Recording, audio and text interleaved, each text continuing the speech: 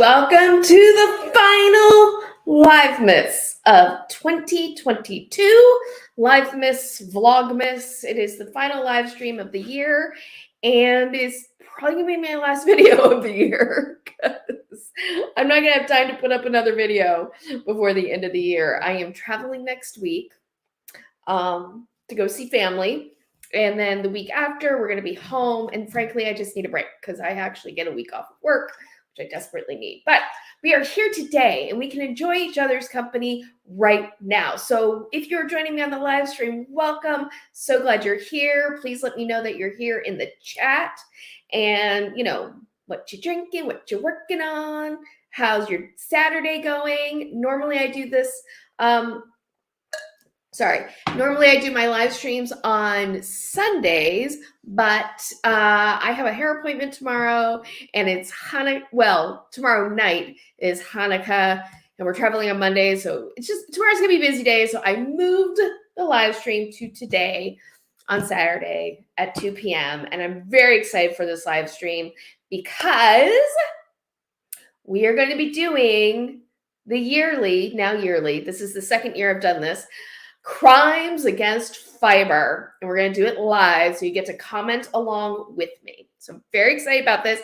If you're watching live, you know, I'd love to hear your thoughts as I go through the things that I consider were crimes against fiber, or at least should be nominated, put on trial for a crime against fiber.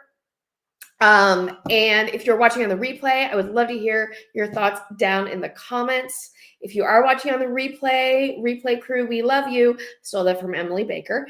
And yes, so glad you're here, catching me when you can. And please let me know in the comments your thoughts as well. Before we dive into anything and before I forget, don't forget to do the YouTube things because it does help me in this world. Like, subscribe if you're not already subscribed, and hit the notification bell, which sometimes lets you know when I've had a new video or I'm starting a live stream like I am right now. So yeah, today the big piece is we're going to be doing Crimes Against Fiber, and a whole special segment in Crimes Against Fiber is there is a pretty big update on those two guys, the knitting.com bros. I got an update. An intrepid subscriber let me know that they had found out what their Amazon store brand is called, and they have in fact released products, so we are going to look at them together. Very exciting. Very, very exciting. And also, of course, I'll show you what whips I have. I have one whip to show you today. I don't have any finished projects except for my headband, but I think I showed you this last week on Livemas 2, and I'm wearing it today on Livemas 3. So anyway, that is what we have going on. And I think I hit everything I need to hit at this point. So who's ready for, let's see.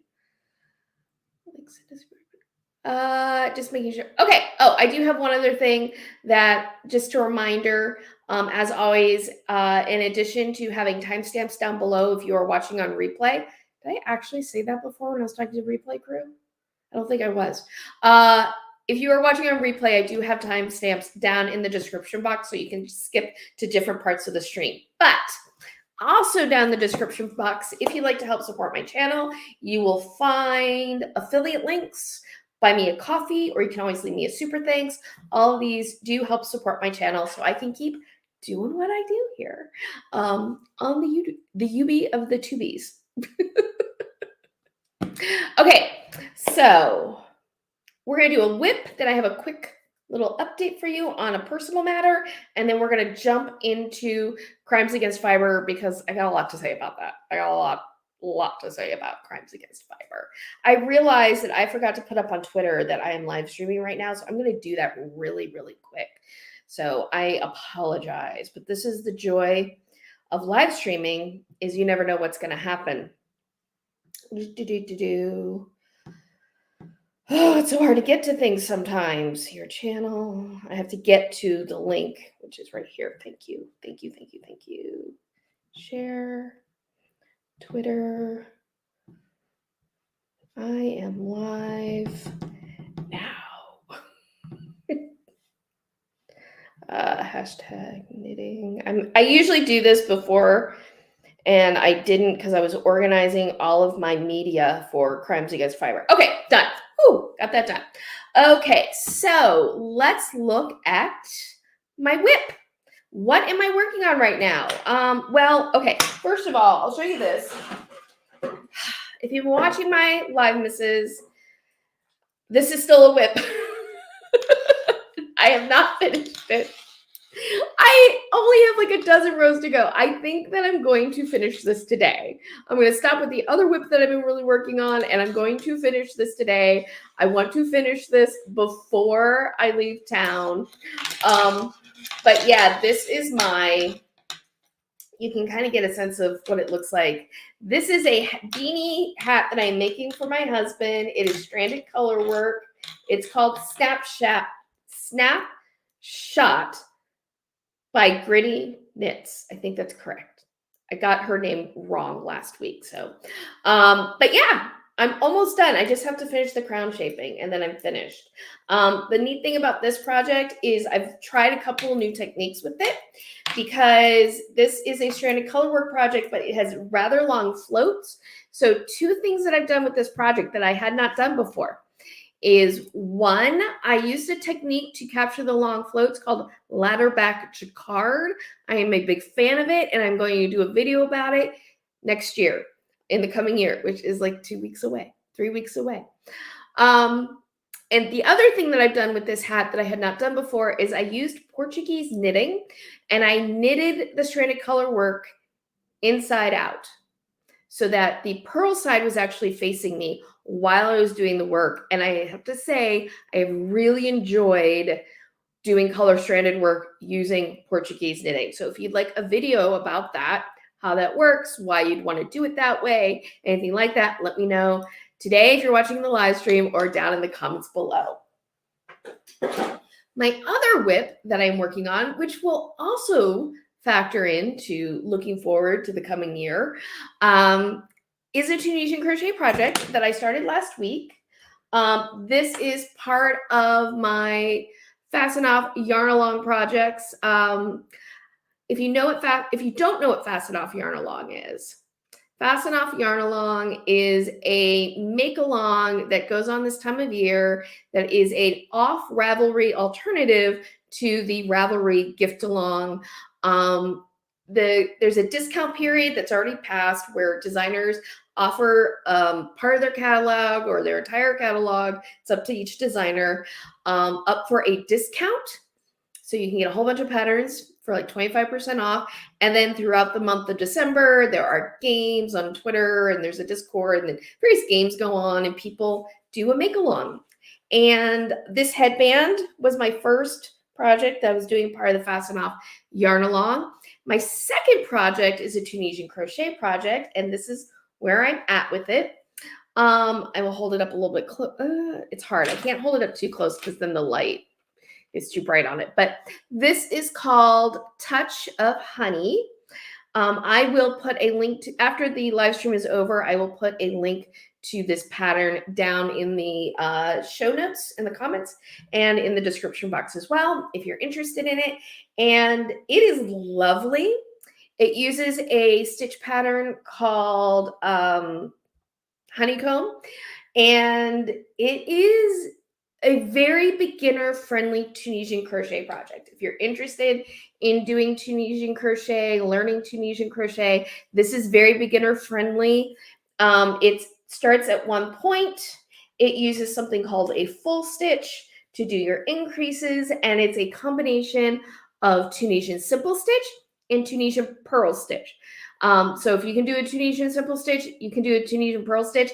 This pattern is very accessible to you. The yarn that I'm using is a Karen Cakes in blueberry. I think it's called blueberry cake or blueberry pie, one of them. I really like the colorways. Can't decide if I actually really like this yarn or not. I have mixed feelings about it, but I'll talk more about, probably have more thoughts about the yarn itself once I'm finished with the project. But I really like the pattern and the design, and I'm enjoying working it.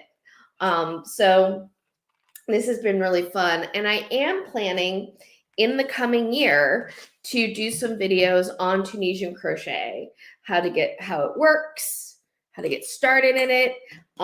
Yeah, and basically kind of a beginner series on Tunisian crochet, because I really enjoy Tunisian crochet. I enjoy Tunisian crochet even more than regular crochet. If you don't know what Tunisian crochet, oops, focus. There we go. If you don't know what Tunisian crochet is, it is a crochet technique. Okay, it's very much part of the crochet family of crafts, but it has aspects of it that are like knitting. So a lot of times it's described as though a combination of knitting and crochet, but you use a special crochet hook to pull up loops of yarn that actually stay on the crochet hook, like knitting, and then you suspend those loops using a slip stitch chain. And it's very fast. It's actually considered faster than either crochet or knitting. It's like the fastest of the three. So yeah, I plan to be doing some tutorials on Tunisian crochet next year because I do enjoy it. I really do enjoy Tunisian crochet. So those are my projects right now. Oh, you know what? I forgot to put this photo up. I wonder, well, I'll just tell you. So I have mentioned I'm still very much on YouTube, okay? Still a YouTuber at my heart, but I have started as kind of a side thing, kind of a just for fun thing, doing more on TikTok. It's kind of like, to me, Instagram, but videos. And I've been really enjoying it. I'm very excited because today on TikTok, I hit 1,000 followers, which is like mind-blowing to me because, I mean, you know, being here on YouTube, the amount of time it took to get to 1,000 followers, like it took over a year for me to get to 1,000 followers here on the YouTubes. And on TikTok, I got to 1,000 followers in a couple months once I started just like posting regularly. What I do on TikTok, though, is a little bit different than what I do here on the YouTubes. Like TikTok is very much just sort of like fun little bits, and it's all kind of quick bits, and it's a little bit more like a look inside of a flavor of my daily crafting life. So if you're interested in the clock app at all, I am over there. I am at Carrie CraftGeek. I'm at Carrie CraftGeek. Any platform I'm on, I am at Carrie CraftGeek. Like, I try to keep that easy for everybody. So yeah. But yeah, a very exciting news that I reached 1,000 followers over on the clock app, which means that I can start live streaming over there if I wanted to. But don't worry, my YouTube family, okay, my fellow craft geeks, I'm very much still a YouTube creator. The clock app is really just kind of a supplemental thing. So yeah. Okay, we are moving right along because, like I said, really wanted to make sure that I get to crimes of fiber. Let me see. Sorry, just got buzzed. Okay, so if you don't know what crimes of fiber is, sorry, I had to take a drink of water. Gotta make sure my throat lasts because I have a feeling, I'm gonna warn you guys right now, this might be a little bit longer of a live stream. As in, like, last week I was really good. I kept it to an hour.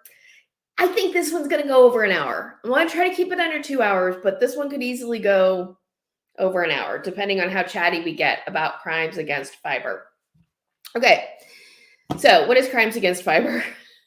Crimes against fiber is a lighthearted, not intended to be mean-spirited in any way, look at some things that people who aren't necessarily knitters or crocheters do with our beloved craft. It's really kind of, it's more poking fun at kind of the world of fashion, news.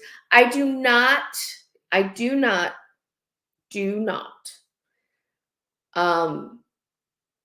feature independent pattern designers or individual makers in Crimes of Fiber. Like, this is meant to be a lighthearted look at how outsiders screw with our craft.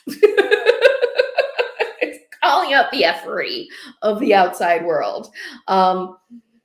So that's what Crimes Against Fiber is. And I did it last year. It was really fun. I'm going to do it again. I'm doing obviously again this year, but I didn't have time to like sit and shoot a video. So I was like, I'm just going to do it live. We're going to do it live and we're going to see what happens. So that's what Crimes Against Fiber is. Some of these I think are clearly guilty. Some of them may get pardoned. Or, you know, we might just decide in the court of public opinion to give them a pass on their questionable choices of what they have done with yarn. I cannot guarantee that everything I'm going to show today is from this year, but is stuff that I have seen this past year on the intertubes, that is the internet. I just have to share my screen because I forgot to do that before we started.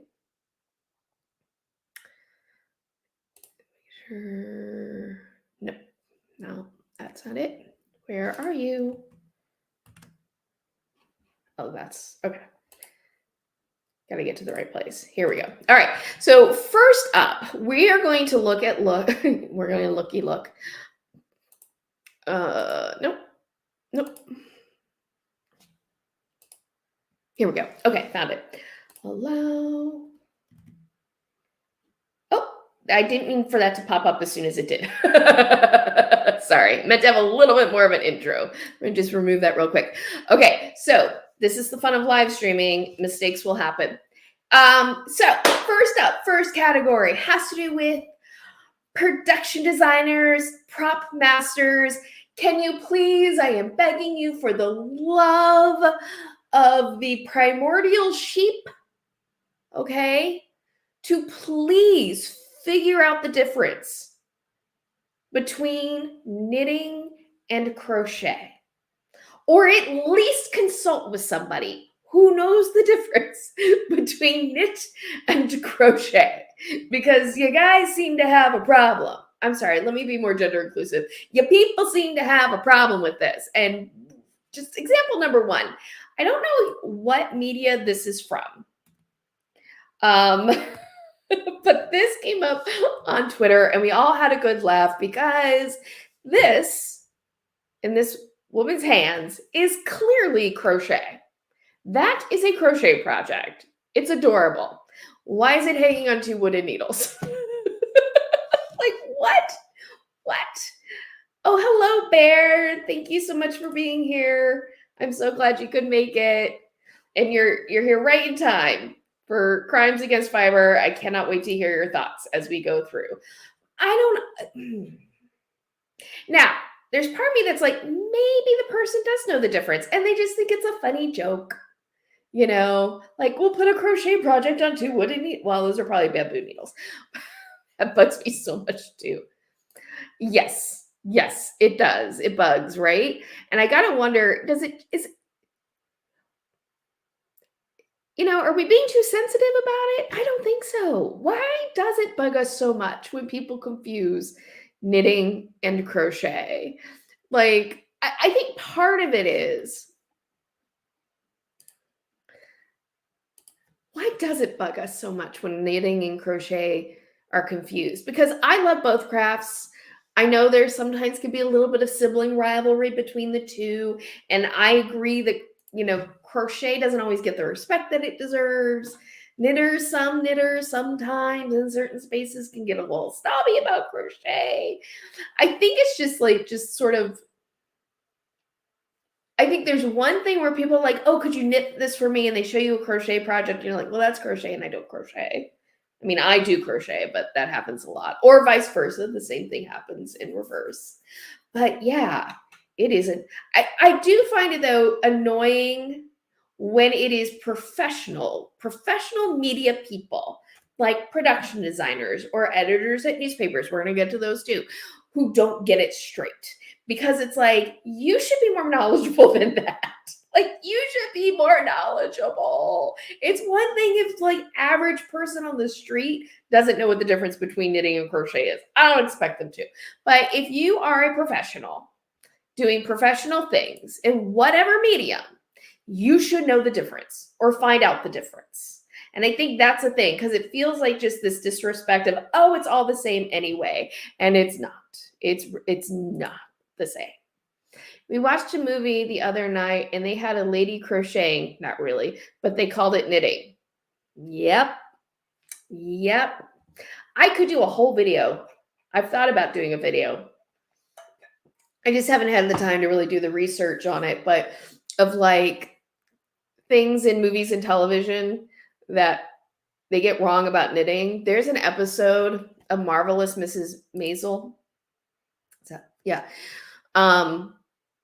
Where it's in season 2 or 3, where she goes to this art show and she goes in the back and there's just a woman, an artist who's supposed to be knitting. And she's making all these motions like she's knitting, but I swear to God, there was no yarn in her hands. I'm pretty sure there were no needles in her hands. And it was like, what the F? What the effery of it all? So it's like,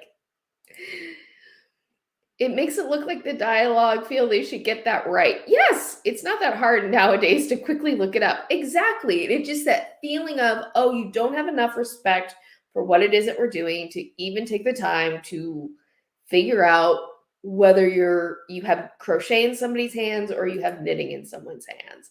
And it's just, there feels like a level of just not respecting the art of all of this. Oh, this is a doozy. This one's really bad because this is actually for an advertisement. What? Wait till you see this one. This is hysterical. Oops, wrong one. There we go. Let me bump this up so you can really see. Knitting tools, easy to use and smooth to the touch. All right, and we got a giant knitting needle in one hand. We've got yarn coming over the other hand. Looks like maybe the person could be knitting continental, except the fabric is crochet. Like, come on. You're supposed to be advertising to knitters. Backward needle, right? A backward needle. Like, what is going on here? Well, and the other thing too is if that were continental knitting, the person is holding the needle as if in a pencil grip, which you do see in crochet. And now that I think about it, I've got to wonder if somebody took a stock photo that had a person holding a crochet hook in it and just took the crochet hook out and put in the giant knitting needle. By the way, can we also discuss the fact that that knitting needle is in a completely inappropriate size to the yarn? We haven't even discussed, I hadn't even thought about that until just now looking at it because I was so caught up in the fact that it's knitting tools, crochet fabric. How does this make any sense? The yarn is wrapped incorrectly. It's not wrapped incorrectly if you're doing crochet, but it's not even wrapped incorrectly if you're doing knitting. It's just that would be an Eastern style mount as opposed to a Western style mount. And most of us learn how to do Western style knitting, which is wrapping the yarn counterclockwise. I have a whole video on it. I got to note that real quick that I just did a video reference for myself. It's for later to help me with YouTube. Show. The backstory in that she lost her crochet hook and had to improvise with the largest knitting needle she could find. Oh my God. You know what else just occurred to me? She doesn't even have another needle in her hand. She only has one knitting needle. Yep, it looks like a cabled needle, but where is the second needle too? Exactly. There's no second needle. This is clearly, I think, well, I suspect. It would not surprise me if this was a stock photo that was for crochet and somebody painted in a giant knitting needle instead. Although that would be a very good Photoshop if that's what they did. Or someone just doesn't know what they're doing. Very possible. Could it be a Tunisian crochet hook and they just painted out the hook? I'm so fascinated now about how this photo was done and why, and the art director behind it. But this, I think we can all agree, right? We all agree that knitting tools is a crime against fiber. Like, this is an absolute crime against fiber. Like prima facie case settled. Doesn't even, like, jury trial, don't even need it. This is need, like, they just need to plead guilty and get a lighter sentence for this monstrosity that is going on here. Oops. Okay, remember that. So I have to click on my next thing. So, we're going to move on. This was actually something I tweeted about in multiple ways. Yeah, there are multiple offenses. Okay, I'm bringing you back up because now we got to talk about it a little bit more. There are multiple offenses. So let's get the counts correct, right? Let's go ahead. Add to stream. There we go. Let's go ahead and just count the offenses that are guilty here. Confusing knitting and crochet. Unrealistic knitting needle to yarn. Not having a second knitting needle for what it's supposed to be in knitting. Oh my God. Like, I know this isn't from those two guys, but it just feels like something those two guys would have done early on if they hadn't found an actual, like, experienced knitter to work with them. They did. I will give those two dudes credit. I will give them credit that they at least hired an experienced knitter to work with them. If they hadn't, I could totally see them doing this. That's just a personal opinion. That's just a personal opinion. It's not meant to be besmirching them in any way. I give them credit where credit is due. All right, next up. This was actually something that I tweeted about earlier this year, but it still cracks me up. This is actually, I'm going to bump this up. This is actually an advertising campaign that was done for some, like, loungewear that features 4 models, and you can totally play a game of who actually knows how to knit. So let's see it. Here it is. I had labeled them in my tweet. 1, 2, 3. Oh, I'm sorry. It was 5 models. And who here is an actual knitter in this photo? Who here is an actual knitter? I don't know how well you're going to be able to see this. I'm going to bump this up a bit more so you can see a little bit more of how everyone is holding their needles. I have a little story for all of them. If you want to know the truth. I think model 1, I don't think she's there for the knitting. I think everyone knows that she is not a knitter, nor is she really a crocheter. She doesn't really know what she is doing. She's really just there for the socializing with the other women and wine. And everybody kind of tolerates her being there because she brings the best bottle of wine. That's sort of my feeling about why she is in this group, because clearly doesn't know how to knit. Model number 2, I think possibly could be a knitter, maybe just beginning to learn, but I think she's everyone's best friend.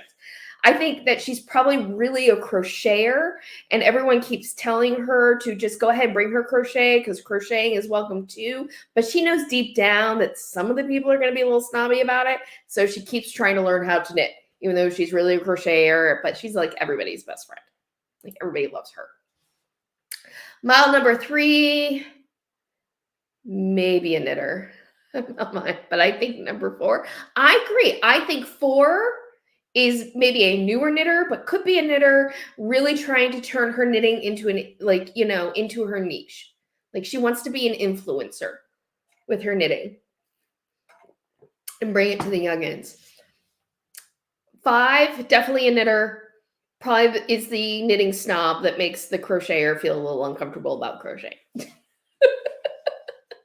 don't think this is really a crime against fiber. I think it's kind of a crime against fiber because it's like, they just gave these women random needles. In fact, I think model number 2, the second from the left, has 2 different knitting needles in her hand. Like, there's one white one, and then I think the second knitting needle is like a black needle.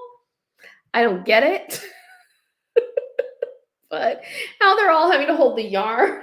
But model number 1 is just the one where it's like, man, nobody helped her to understand how to handle those needles.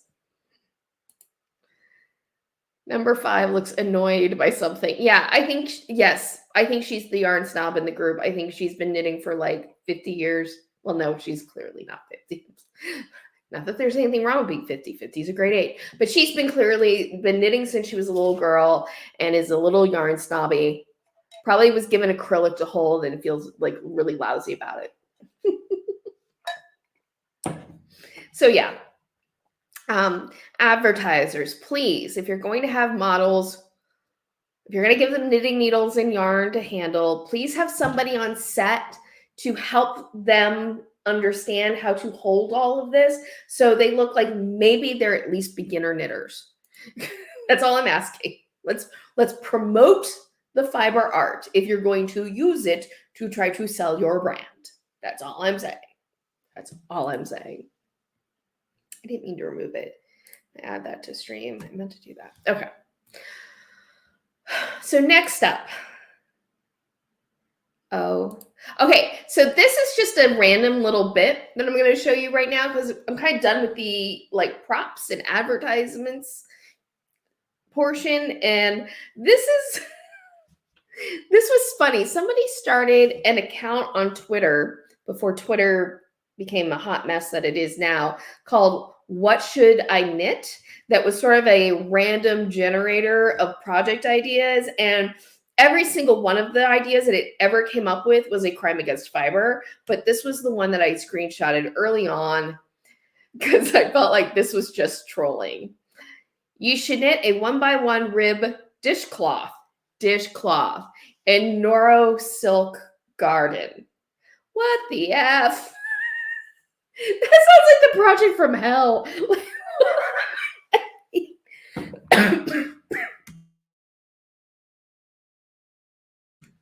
I saw that and I was like, oh God, what a waste of yarn. Like using Noro silk for dishcloth. Why would you knit a dishcloth in 1x1 ribbing? I was like, oh, I feel like this account is just trolling us. But it was actually pretty funny. I give this a misdemeanor. I don't think this is a real crime. It's kind of a crime against fiber. You know, this is like the kid who's just doing like, you know, some street art. No, that poor yarn, right? Oh, that poor yarn. Yeah, I feel like this is just the kid doing some street art, not realizing that they're actually damaging property and just needs, you know, a little bit of community service. Just a little bit of community service. So I rank this a misdemeanor in the crimes against fiber court. But it is totally wrong. It is totally wrong to do that to silk yarn. Do not make dishcloths out of silk yarn. Like, please. Okay, we're going to get into the largest category of crimes against fiber, and that is high fashion. Fashion designers. Please stop effing with us, okay? Just please stop effing with us. Knitting is a beautiful, wonderful fiber art.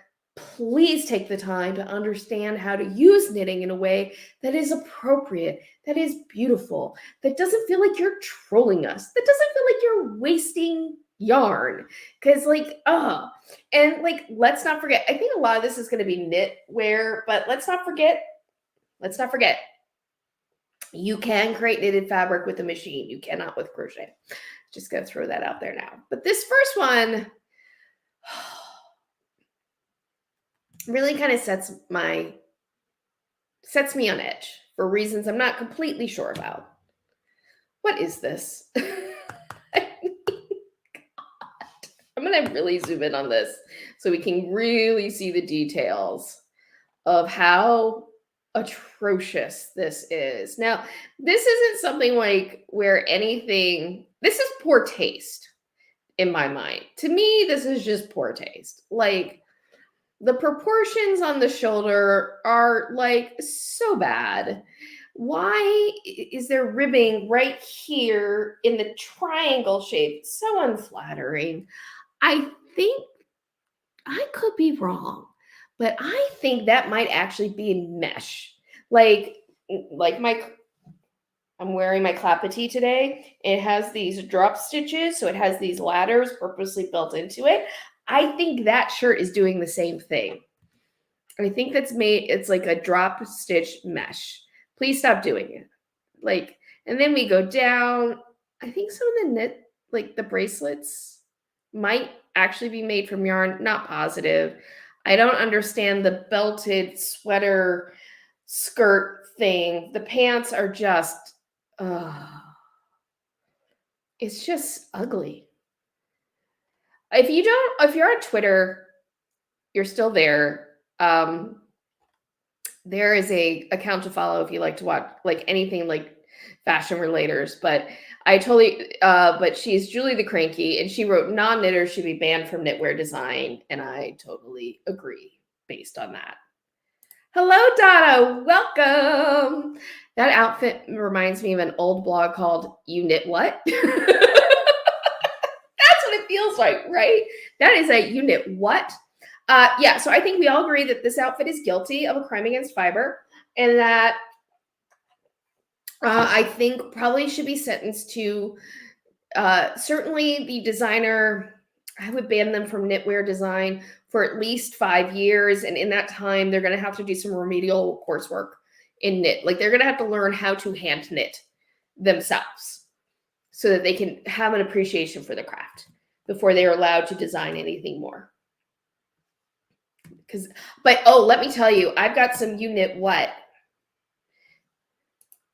coming up later. Just because it can be made does not mean it should. Yes. Not every idea needs to be actuated. Sometimes they just need to stay in your head. Not every thought needs to be spoken. Jillian, I made it. You made it. Evie, you're here. Yay. I'm so glad. Welcome to my low-key, I didn't even talk about this early on the live stream, my low-key Vlogmas live streams where we don't worry about the holidays. Well, we might mention them, but it's not the main focus. But welcome. And you came just in time for this atrocity done to yarn. Okay, I know why this screen is not changing. I was using the wrong hotkey. Okay. Oh, this. Okay, so I think this next couple of pieces are debatable on whether they're a crime against fiber. So I'm really curious to hear from all y'all, because I think that some aspects of it are actually a nice sort of homage, possibly, to knitting, but I think some of it is done really poorly. That's my personal feeling. So, and I know we had some of this I think I had examples of this last year, 2022 crimes against fiber. But here, let's look at this. Now, you might at first glance go, what's the problem here? And this is a sweater where they have the colorwork sweater where the floats are on the outside. And you know what? I don't hate that idea. I'm going to be honest. I do not hate the idea of floats being put on the outside as an aesthetic choice. I think you have to be really careful with that sweater because those floats are going to be real easy to catch on things. It's not the most practical thing in the world, but we're talking about high fashion. And fashion is not always about practicality. It's about status.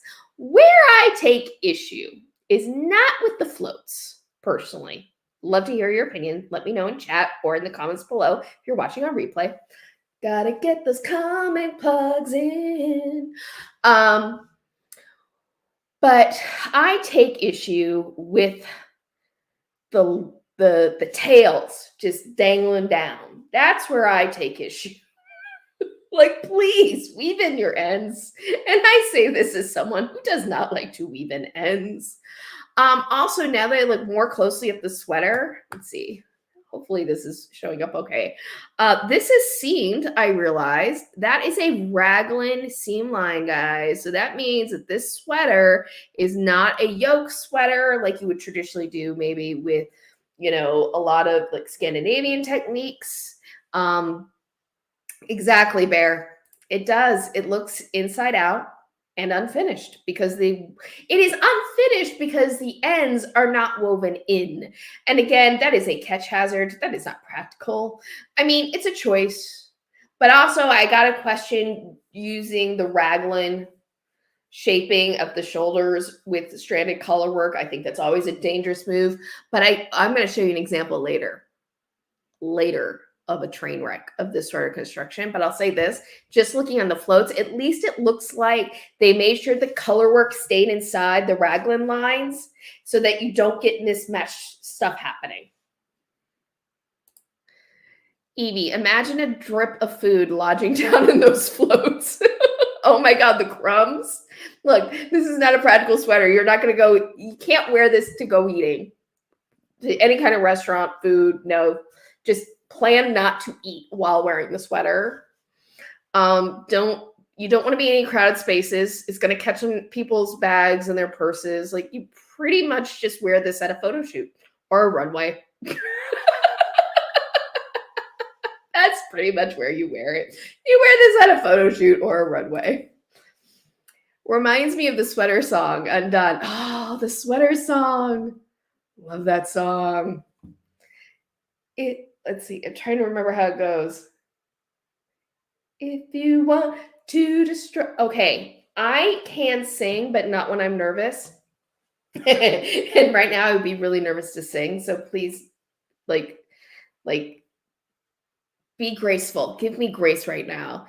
If you want to destroy my sweater. Da, da, da, da, da. I love that song. Okay. So yes, we have that entry. So I think like this falls into the example. It's high fashion. You know what? I personally, on the jury of crimes against fiber, I'm not going to say it's not guilty. I'm going to give it a pardon because I'm giving it the high fashion pardon. It's not practical. No one should ever buy it. But I give it a high fashion pardon. There is another one here that again does the outside floats. And believe it or not, I have a much, much, much harder time giving this a high pardon fashion. Whoops. That's what I wanted. It's oversized. Let's just start with that. Drop sleeve construction. But unlike the raglan we just saw, it's going to have to match up the color work or things are going to get wonky. Let's see. Jillian Eve. Also, I want to see the inside. Yes, true. Would someone buy this and wear it inside out? If they were wanting to weave in their own ends, yeah, why not? I really want to see the inside of this sweater that's up right now because I have a feeling that the color work is gorgeous on the other side. And what actually upsets me the most about this particular, and why I don't want to necessarily give it a high fashion pardon, is because reminds me of Fight Club. Donna, I don't know if you mean that about the first sweater or the second sweater, but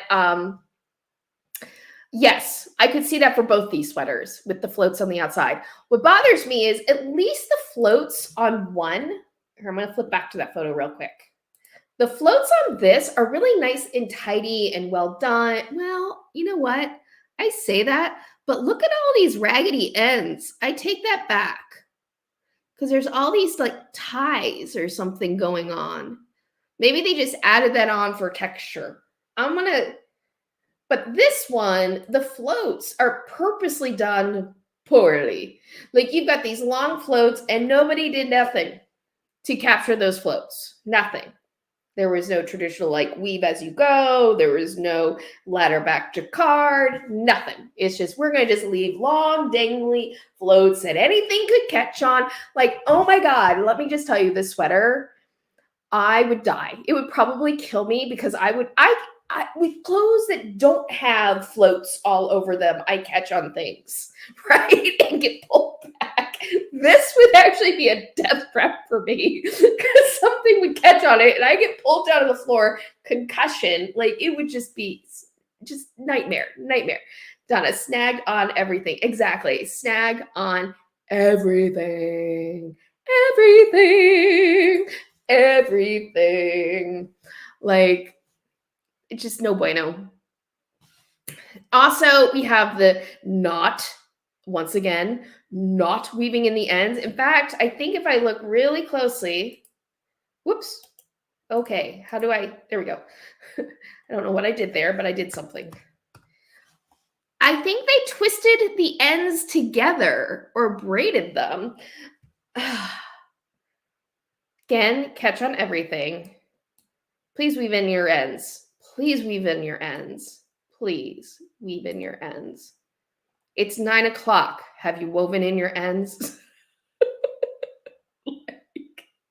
This is a public service announcement. And then look at the collar. Like, the collar is so misshaped, and there's all these floats. Oh my gosh, guys, look at the sleeve to the left. I just realized.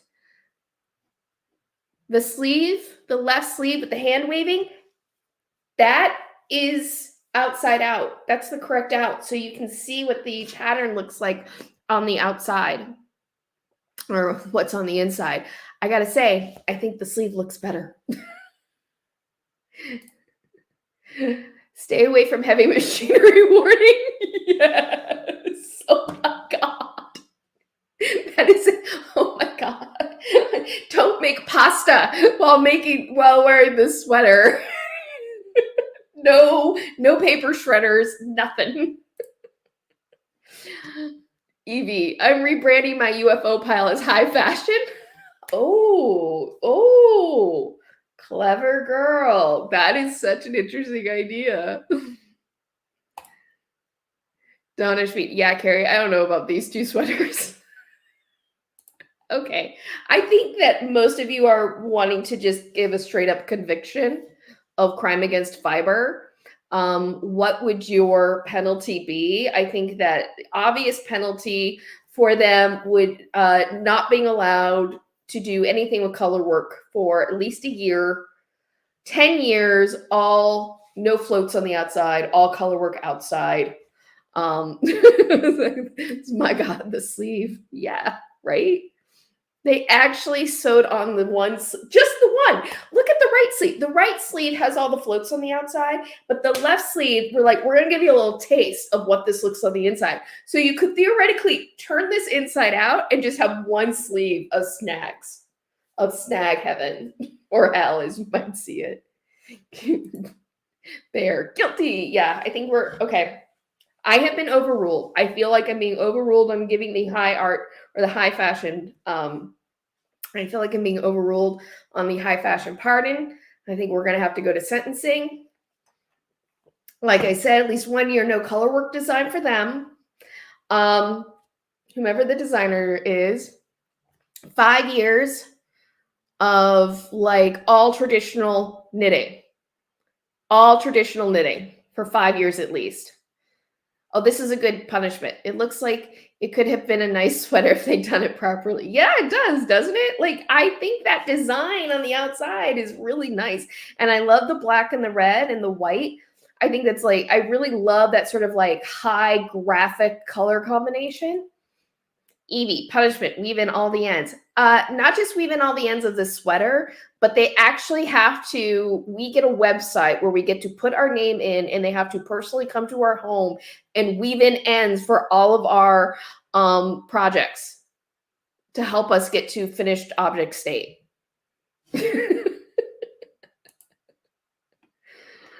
I have tears. I have tears here laughing so hard. Yay! That's what this is meant to be. It's meant to be a bit of fun, a bit of laughter as we head into the final weeks of December. Because, I know it gets stressful. It gets stressful this time of year. All right. Next up. Oh, guys. This, I'm going to tell you right now, this is actually one of my favorites of the bad. Of the bad, this is like one of my favorites. All the ends. All the ends. Okay. Community service weaving in ends. I have a on the clock app. I have a Actually, it's on YouTube. I have a YouTube Shorts. It's the one where I took my thing and it's like, skip to the good part. And I went, and it's like, no, it doesn't work that way because I hate weaving in ends. And somebody on the Clock app commented that they would like to pay somebody to weave in their ends. So I am not alone in the weaving in the ends category. But the thing is, like, I'm making my stuff. Look, I'm not getting paid. This is not my. I'm not getting paid when I make my objects, right? I'm not selling them to stores or anything, and I take the time to weave in my ends. Fashion designers have no excuse. Fashion designers have no excuse. Okay. Here we go. Here we go. Ready? This is like, of the bad, one of my favorites because it's so bad. It might be treading almost into good.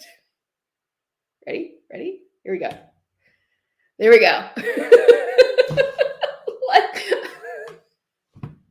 I feel like this is a student project. But this is, what would you call it? A cape? A cardigan? I don't know. What would you call this? It is all gloves. I feel like somebody looked at, remember the Lady Gaga outfit where the coat was made all of stuffed animals and Muppets? I feel like somebody took that and said, I'm going to do it with opera-length knitted gloves. What the heck? I know. In fact, I believe my Twitter comment was, it's a blue check mark. I'm not worried. The person who posted this to Twitter, Carol Roth, wrote, on what occasion do you wear this? And my response was, innovative display for the glove peddler at the Renaissance Fair. That was kind of my best guess.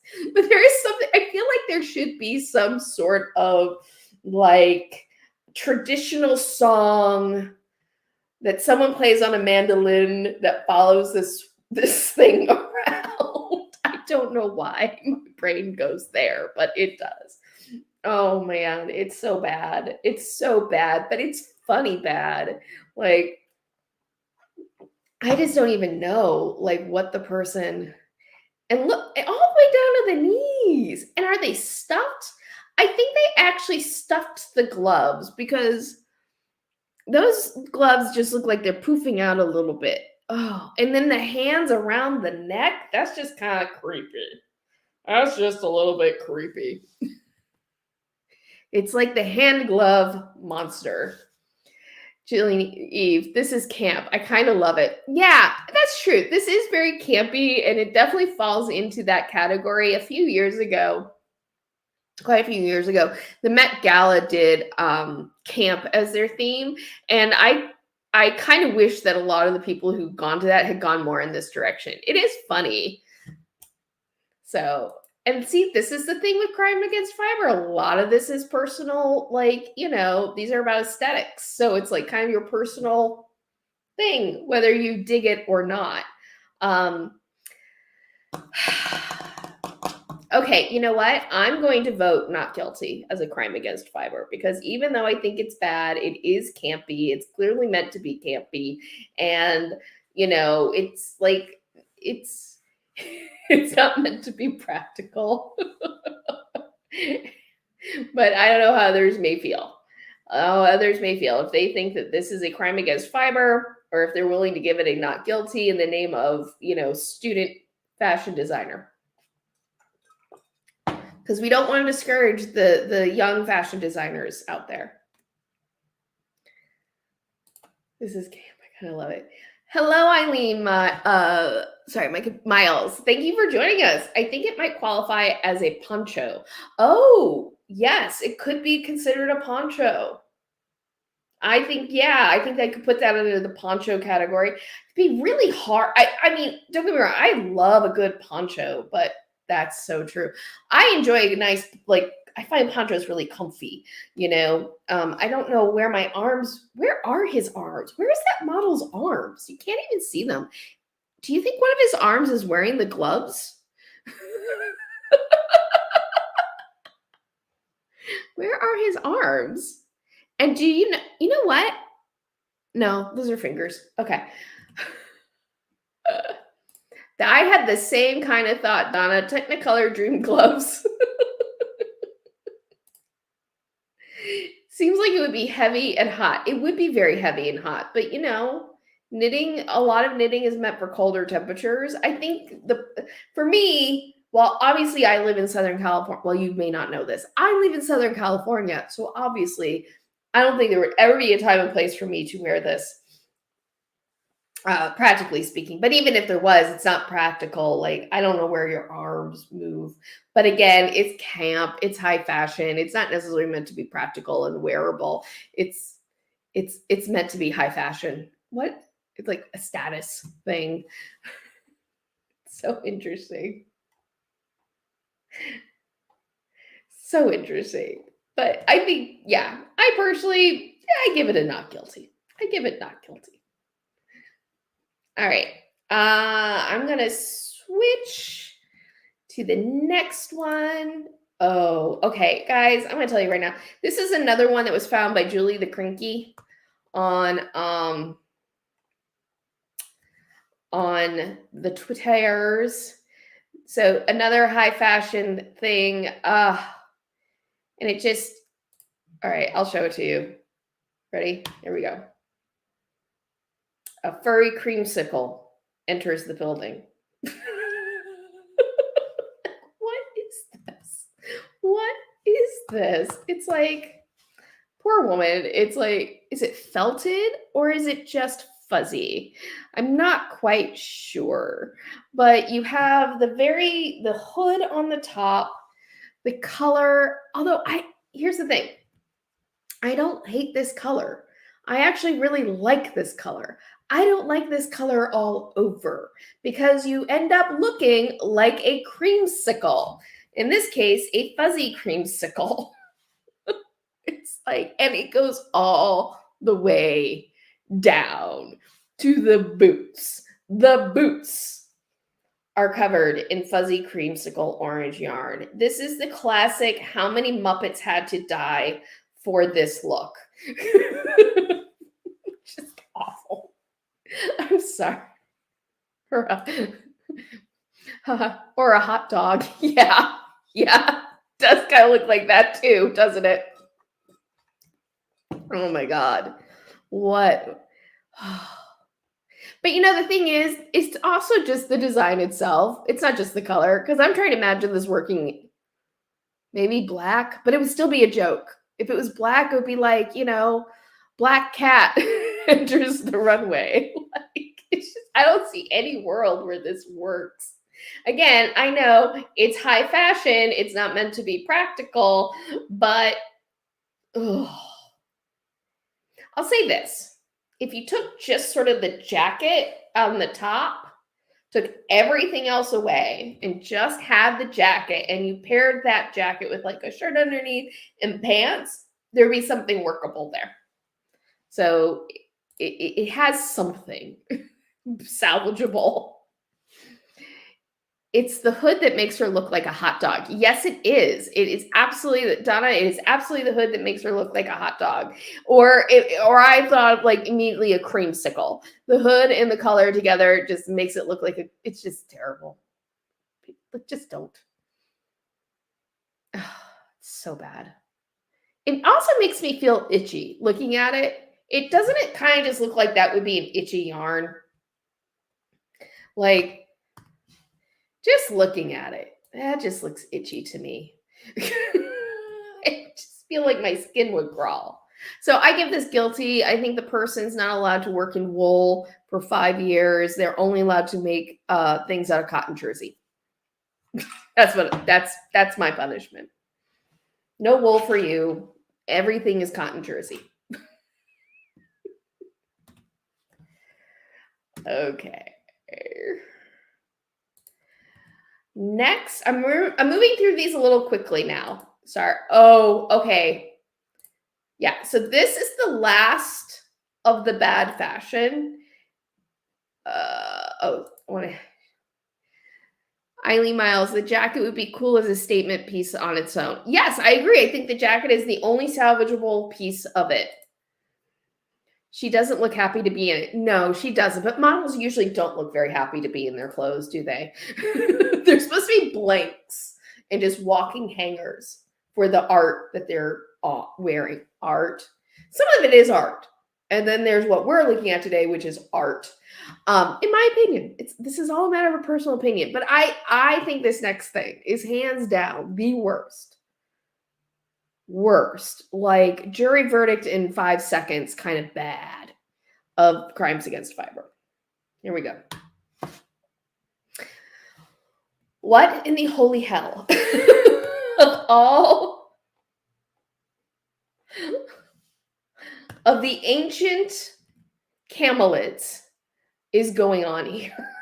I mean, the proportions are so bad. How does the person, it's like someone said, I know, penguins are cool. I'm going to make a sleeve that's going to turn someone's arms into penguins. Like, what the heck? Like, it's so awful. Like, it's just huge on this poor woman. You don't even know where her shoulders are, you know? Like, it's just terrible. Emojis. Just emojis. This is guilty. This is guilty. My punishment would actually be that they're never allowed to deal with fabric again. The elderly Oompa Loompa. That is it. That has to be in reference to this one. Sorry, I'm going to flip back. That has to be in reference to this. Sorry. Sometimes the chat is behind where I am. So it's like, I have to like go back. Oops, didn't mean to hide. Yeah, elderly Oompa Loompa. Or we have the gray Oompa Loompa. So awful. Sorry. Okay, so yeah, this actually makes me angry in a way. Anger is a strong emotion, but I just think of the wasted wool here because I'm sure it's like really nice wool. I don't even understand what's going on with that sleeve. It's like, is he trying to make it look like her neck is stretched up? Because it feels like where the arms are, that her shoulders are about 6 inches from her neck. It's just so weird. The model looks so confused. I think the model is confused. Like, she's probably standing there going, I don't know how to pose because I can't move my arms because my arms are pinned to my side. It looks like a footstool costume. Oh my God. It does. That middle, oh my gosh, it does. That middle portion looks like a footstool. Donna, her arms look so weird in that. They are. It's the I think that's what makes me feel angry when I look at this is because the proportions are so crazy. It actually makes me uncomfortable looking at it. You know what I mean? It just feels uncomfortable. Again, it also seems very itchy and hot and just overall uncomfortable. Like nothing about this looks appealing. Not anything. I kind of like the necklace, maybe. I'm sure the shoes are way too high. Oh, terrible. Just terrible. This is like pretty yarn, ugly dress. Absolutely. Like the yarn is lovely. And that's part of the reason this makes me so upset because it's like such a waste of lovely yarn. And yet here we are with this. I mean, again, this is the kind of thing where I'm like, is this a student project? Because it kind of feels like a student project. Like this just feels like the person who's trying really way too hard to be on the avant-garde haute couture edge of things. And it really is just doing ugly. It's not interesting. It's not campy. It's just ugly. So yes, I think we all agree that that is atrocious. And I mean, if you think there's something about this that's redeemable, I would love actually to hear about it, please. Because I'm just giving you my knee-jerk reactions here. She's asking why they made her put it on. Yeah. How did I draw this lot in life? How is this my lot in life? Seems my lot in life. We are made to suffer. I would love if people are catching my very tiny little movie references, because I've had two. Ribbit, ribbit, frog. Yes, that is a ribbit, ribbit, frog. Oh, sorry. Wanted to get to this one. Samantha H, welcome. So glad you're here. Soft robot vibes. Yes, it does have a soft robot vibes. Seems we were made to suffer. Maybe the skirt is what was separated. Yeah, the skirt is not terrible. I will say, I don't love the edge of it. It looks raw in some way. But if you took just the skirt and you just ousted the top, you have something salvageable from the situation. But the whole thing together is so awful. It's hard to even look at the skirt. Okay, so that is all of the high fashion, at best faux pas, at worst, just flat out crimes. And I think, interestingly, because you guys convinced me otherwise on the stranded colorwork sweaters, our only reprieve here is the multicolor dream glove. Is that what we called it? I'm going to scroll back up because it was very well. Let's see if I can find it. Technicolor Dream Gloves. Technicolor Dream Gloves gets a reprieve. They are found not guilty. We're going to keep our eye on them. However, we're going to keep our eye on them. And, but yeah, Technicolor Dream Glove, you are dismissed. Okay, so, oh my God, this is going to be a 2-hour live stream. It's happening. I already know, because we still have to get to those two guys. Okay, so we are going to go to, it's article time. It is article time, and how the press just can't seem to get it right. So, this one is a tweet from another YouTuber, gamer crafter, and the headline was, if you can't read it, we're going to hit the trifecta here, guys. The biz your grandma loves does 7 figures? ? This was about Furl's crochet hooks and how it became this popular business, and it's a whole article. So right in the headline, we've got the grandma trope. Yep. Oh no. Yep. And which on this channel, we love grandmas who craft. We are supportive. We recognize that the grandma trope is not about not wanting to be a grandma or seen as a grandma. It is about the ageism and sexism inherent with the grandma trope that says that anything that a grandma might do is inherently uncool because it's an older woman. And of course, older women are in fact badass and cool, and this space is for grandmas of every age. But this is what I tweeted in response. This hits the trifecta of disrespect. Granny craft. Man makes it cool, because the article was totally focused on the man who created the Furls business, who suddenly made crocheting cool. And then guess, in the article, they refer to the crochet hooks as crocheting needles. And then there was the bonus, it erases women who actually operate business and keeps it profitable, because the man who created the Furls doesn't run the business. It's a woman. But obviously she's not what matters here. It's the dude, because you need a dude to make a fiber art cool, apparently, because it's considered a domestic art by so many, or a domestic hobby. So yes, to every year, there is an article that will be written, a headline will be bestowed upon that year of some variation of knitting's not just for grandmas anymore. Crochet's not just for grandmas anymore. 100%. 100%, Bear. Crocheting was cool before furls. Absolutely. I really just wish news articles would stop with this nonsense. I would absolutely love if there was a headline, knitting and crochet has always been cool. It's time to catch up.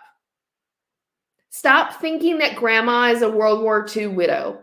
Because that's the other thing. Have you ever noticed that? Like, whenever it's like an image of a knitting grandma, it's never grandmas of today. It's always like a grandma from World War II. Like grandma during World War II. It's like, it's crazy. So there was that headline. And then we had this one, Happy Hookers, How Prescribing Creativity Might Help Well-Being. Oh man, why did I put this up? Oh, it was the picture. Guys, was it the picture? Yes, it was the picture. Because the headline said, I really should have put this earlier. The headline said Happy Hookers, but look what the picture is. The picture is of knitting. I get going for the pun, happy hooker. And that is something that we laugh about ourselves sometimes here in the fiber arts community with, crocheting, but then you show knitting. Once again, please, editors of journals everywhere, please learn what the difference between knitting and crochet is, or find somebody on staff who knows the difference. Because I guarantee somebody out there will know what knitting looks like versus crochet. Please, for the love of the ancient flax, please get this straight. Oh, too soon. I got to do a little lead up into that. So those were two of the articles. I'm sure there were more, but those were the two articles that I had stashed away for this year's Crime of Fiber. Obviously, both are guilty. Headline writers and photo editors who are responsible for this, we are going to rescind your license for having anything to do with the fiber arts ever again. You're not allowed to pick photos for fiber arts. You are not allowed to write headlines, okay? This may be a lifetime ban. You can earn your license back if you take some knitting and crochet class. You got to take both. You got to learn both crafts, okay? You got to learn both crafts. But as for the article, that hit the trifecta, granny trope, man makes it cool, crochet needles. Yeah, you got a permanent ban, my friend. Permanent ban. Permanent ban, but also must take crochet and knitting classes. All right. All right. Glad we got that straightened out. Well chosen roundup. Thank you. All right. Just a couple more things. So we have some thrift store monstrosities. Just two. We got two thrift store monstrosities. Number one, at first, it may be not obvious why this poor sweater. Exactly. So they can fully appreciate the difference. But this first thrift store terror, we're going to go for some alliteration here. Thrift store terror may not be immediately obvious why it's a crime against fiber, but as we look at it more deeply, the flaws will come apparent, I think. So we have this sweater, and at first you're like, oh, it's just kind of a colorwork sweater. Oops, I did something to myself. I don't know what I did. I'm going to zoom in so we can see more of what's going on here. There we go. Okay, so first off, we have the raglan line. Now, look, there's a reason why traditionally colorwork sweaters are done with a yoke situation. Thank you, Evie, for the YouTube reminder to give me those thumbs up. Thank you.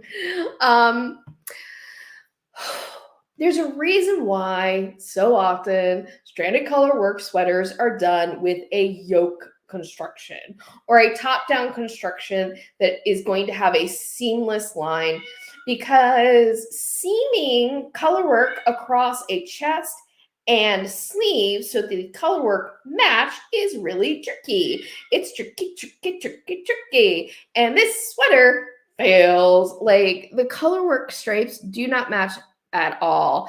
But then you also got some really ugly raglan lines. Like those do not look like nice, clean raglan lines. That clearly was cut. The fabric was cut and the sleeves were sewn on. And so you've got a really rough looking raglan line. Plus at the shoulder, this is probably more from, well, who knows? It could be from bad blocking, but it could also be from bad storage. If you look at the stitches on the shoulder, they're really, really stretched out, like really badly stretched out. So either that sweater was not stored properly, or it's just poorly constructed. It looks like some there was a color bleeding. I'm not exactly sure where the color bleeding might be. I mean, you know, you can make aesthetic. I personally don't love the gray stripe, but that's okay. That's okay. So that's fine. Please, I'm the queen of typos. My poor Twitter is like full of typos and auto wrongs. But yeah, I don't love this. I feel badly for this sweater and I feel badly for the yarn. And I'm not even sure that yarn would be salvageable. Like you could get, like there's part of me that suspects that might be machine knitted, and you can't, if you have machine knitted sweater, a lot of times you can't recycle the yarn from it the way you can with a hand knit sweater. But if that were hand knit, which I really, really doubt, that poor yarn looks so abused. I don't even think you could recycle it. Is the color bleed from the floats on the back? I don't see the color bleed. I don't see the color bleed that you're seeing. Maybe I'm just missing it. I don't know. I think, yeah.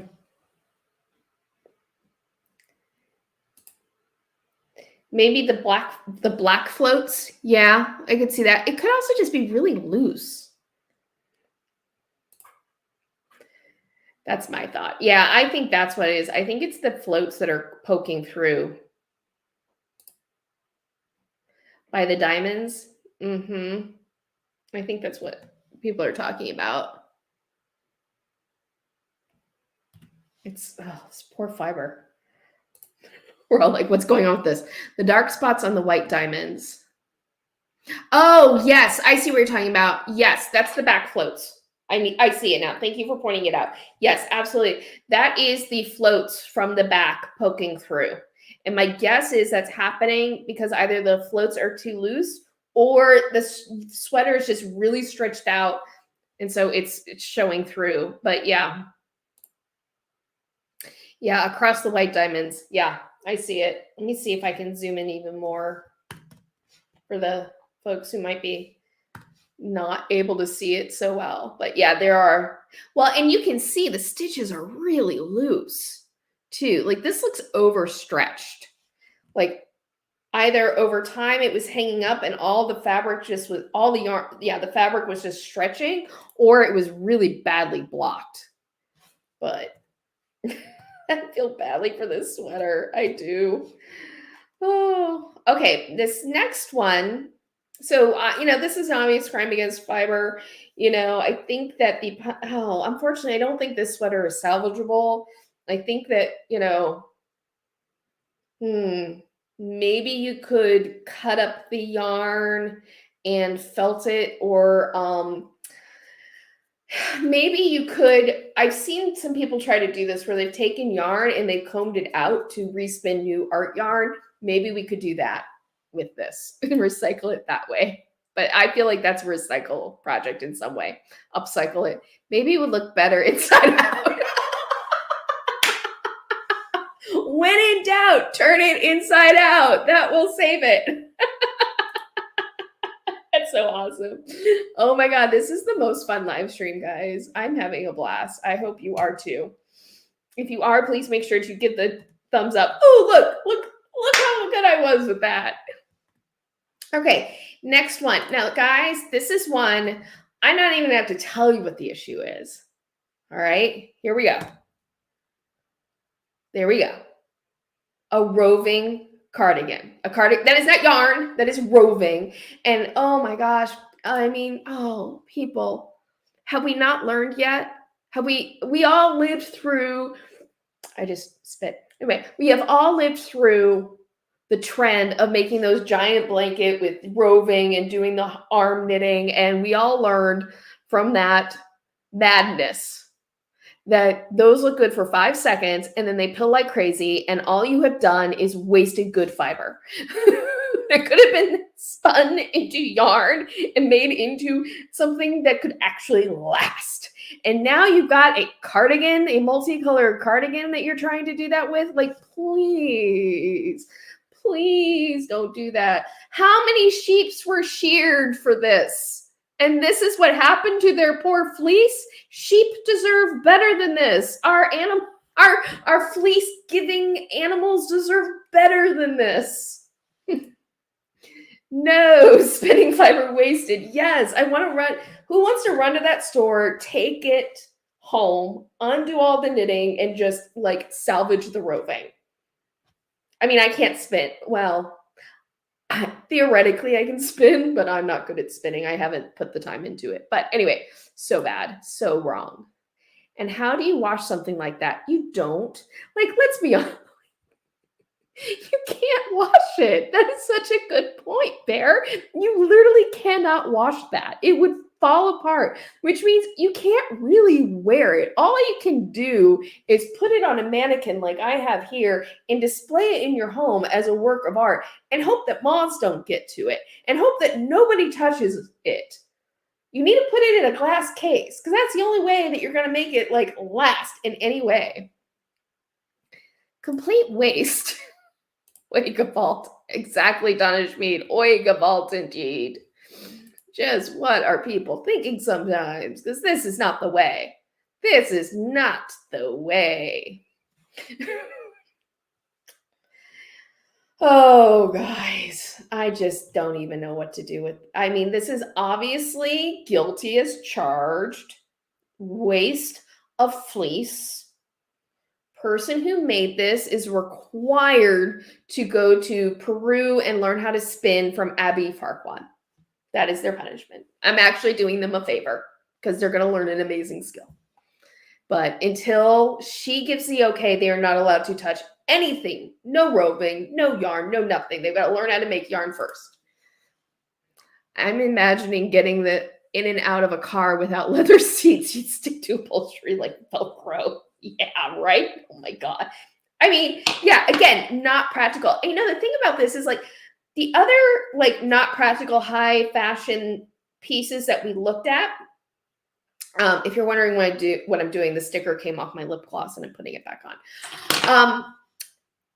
Like they were clearly impractical, but they weren't meant to be worn off the runway or outside of a photo shoot. This is hanging in a store. This is hanging in a store, and it looks like there's another knitwear piece behind it. And there's a tag on it, like somebody is selling this. And how to process the fleece too. Yes, Bear. They need to go through they need to learn how to shear the animal or collect the fiber, because not all animals are sheared for their fiber. There's combing, there's plucking. They got to learn all of it. They got to learn all of it. They got to learn how to process the fiber. They got to learn how to spin the fiber. Then they're going to have to, like, theoretically, but let's be honest, whoever designed this probably had someone else knit for them. They got to learn how to knit it. They got to learn. They needed like 10, 20 years of fiber craft intensive before they're allowed to do anything with knit crochet fiber again. It's such a waste, huge waste, giant waste. It has a label on it too. I know. This was being sold somewhere. Just terrible. You know what? Now that I think about it, I think we're going to have to end crime against fiber on this, because I think this is, besides the update on those two dudes, I think this is the biggest crime of fiber. I think this is the biggest crime of fiber that I have. Like, It looks like they wanted the shape of a puffy down coat. I think they did. I also feel like that might have been somewhat inspired by the famous Harry Styles cardigan, because it has that like color blocking patchwork feel to it. But I think they wanted, yeah, that puffy feel. You know what? Even though I took issues with some things, the love from, oh shoot, I'm forgetting, the UK diver who started the knitting kit business. He had some cardigans that used puff stitch, which even though I would never buy it, I was like, I don't hate this design. And I feel like this is in that same vein. But yeah, using roving like that is just such a waste. So congratulations, roving cardigan. You win worst crime against fiber of 2022 garment edition. Garment edition, you win. So yeah. Okay, so I just want to make sure there was no, I think, yeah, because I can't go on for too much longer. Oh, okay, no, I have to show you this. I have to show you this real quick. I have to show you this because this was so funny when it came up on Twitter. And so I have to show it to you. This was a yarn room designed by an interior designer for Brandon Flowers' wife, the lead singer of The Killers, his wife. And one of the funniest things is in this room. You might not be able to spot it right away, but this is her craft room. Can we first off, oh my God, so much yarn, no yarn labels. Did she just get one of every color, or I should say 20 of every color of just the same yarn? Because how else are you going to know what the yarn weight is, what the yarn fiber is? Like, it better all be the same. It better all be the same. There are these cats on the top of the shelf, like these cat statues, which are actually kind of cute. Notice the random red ball of yarn under the case.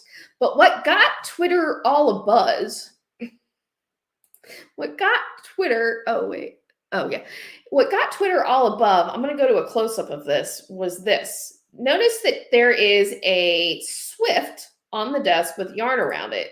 But in front of the Swift is a pasta roller.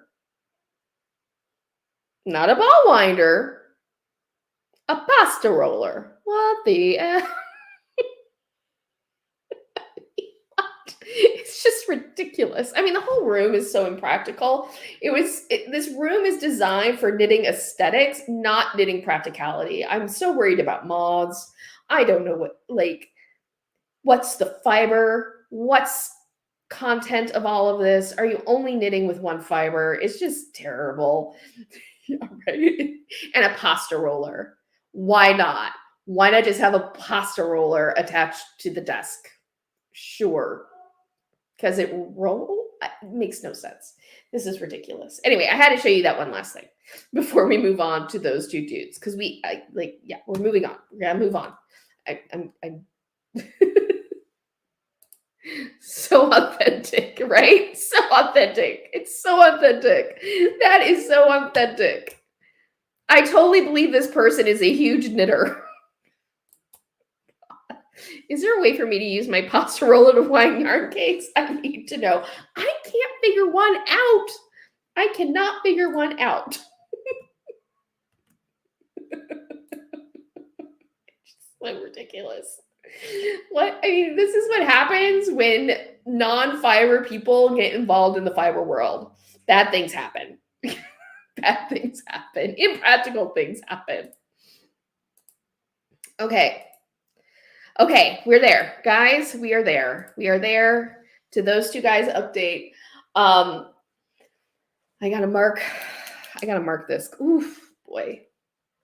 128. But I think I can do this in a half hour because it won't take that long. All right, so thanks to, as I said earlier, an intrepid follower, they somehow figured out, because I've been looking and trying to figure it out. Oh, I gotta read this one. Evie, I never shame people for their fiber stash. However, I'll make one exception for that. The fiber stash is lovely. I'm sure we would all love to have it. I'm fixing my hair. I'm sure we would all love to have it, but it's just the impracticality of the storage of that stash, and everything is clearly arranged for aesthetics. Nothing practical. And so then I'm just sitting there going, are you just wasting all that yarn? Are you ever really going to work with that yarn? Or is it just there for display? Because there's a lot of us who could do some really lovely things with that yarn. A lot of us. And I mean, I know we joke that, buying yarn is its own craft, and it is. But most of us do endeavor to do something with it besides sticking it in a drawer forever or on a shelf for display. But what knitter only uses one kind of... Exactly. What knitter only works with one type of yarn and one set of needles? Not many modern knitters, let's put it that way. Okay, so those two guys, an intrepid follower, subscriber, found their brand on Amazon. And I did check. I looked up the trademark, and the trademark to the brand is registered to what's called ECC Media LLC, which is owned by our friend, U.S. American, that guy, Michael Scott Jackness. So this is verified that this is their brand that they are selling on Amazon. I am kind of surprised that they have not really done anything yet to sort of attach knitting.com to these Amazon products. I'm not going to speculate as to why that is. I'm sure there's some business plan behind it, but I just don't know what it is. It's like arranging your books by color. So say at the library. Exactly, Donna. We're still talking about the room. Okay. So we're going to look at the products. There's only 3. I'm going to give you my sort of impression of them just based on the description, the pictures, and the reviews. I have gone through them. I do have thoughts already. And everything. So the brand, if you are on Amazon and you're wanting to avoid those two guys from knitting.com, the knitting.com bros, if you want to avoid them, you do not want to buy anything from Bee Knitting. And I'm going to put it in the chat, Bee Knitting. That is the brand on Amazon. Now, there were some people who were wondering if they were trying to distance the products from knitting.com because of the fiasco that was their rollout. And actually, no. If I recall correctly, they said from the beginning that knitting.com, they wouldn't be able to use that for their Amazon store brand, whatever. I'm not sure of all the ins and outs of Amazon and third-party sellers with Amazon, but they said that knitting.com would be too generic, but they have come up with a clever name that they could use on Amazon. So this is it, Bee Knitting. Fudge. I should have written this down. I think they registered this for trademark much earlier in the year. So it's not like something they threw together last minute. What's interesting is that there is another brand, a separate brand that is registered in the businesses in Massachusetts that has a similar name that sells on Amazon, which is Bee Crafty, which I thought that was really interesting because feels like it could be. This is speculation on my part. I am not a lawyer. I do not know. This is just my layman understanding of some things. So I could be completely wrong. Caveat, caveat, caveat. But it just feels like Bee Knitting and Bee Crafty are very similar trademark-wise. Feels very similar trademark-wise. And Bee Crafty is very much in kind of the crochet space. So anyway. So their brand is Bee Knitting. So if you're wanting to avoid their products on Amazon, or if you want to, maybe you want to support them. Maybe you want to support them on Amazon. You can do that. Their brand on Amazon is Bee Knitting. There is a website, beeknitting.com, but there's nothing on it yet. But they've certainly reserved it, and that's just smart business.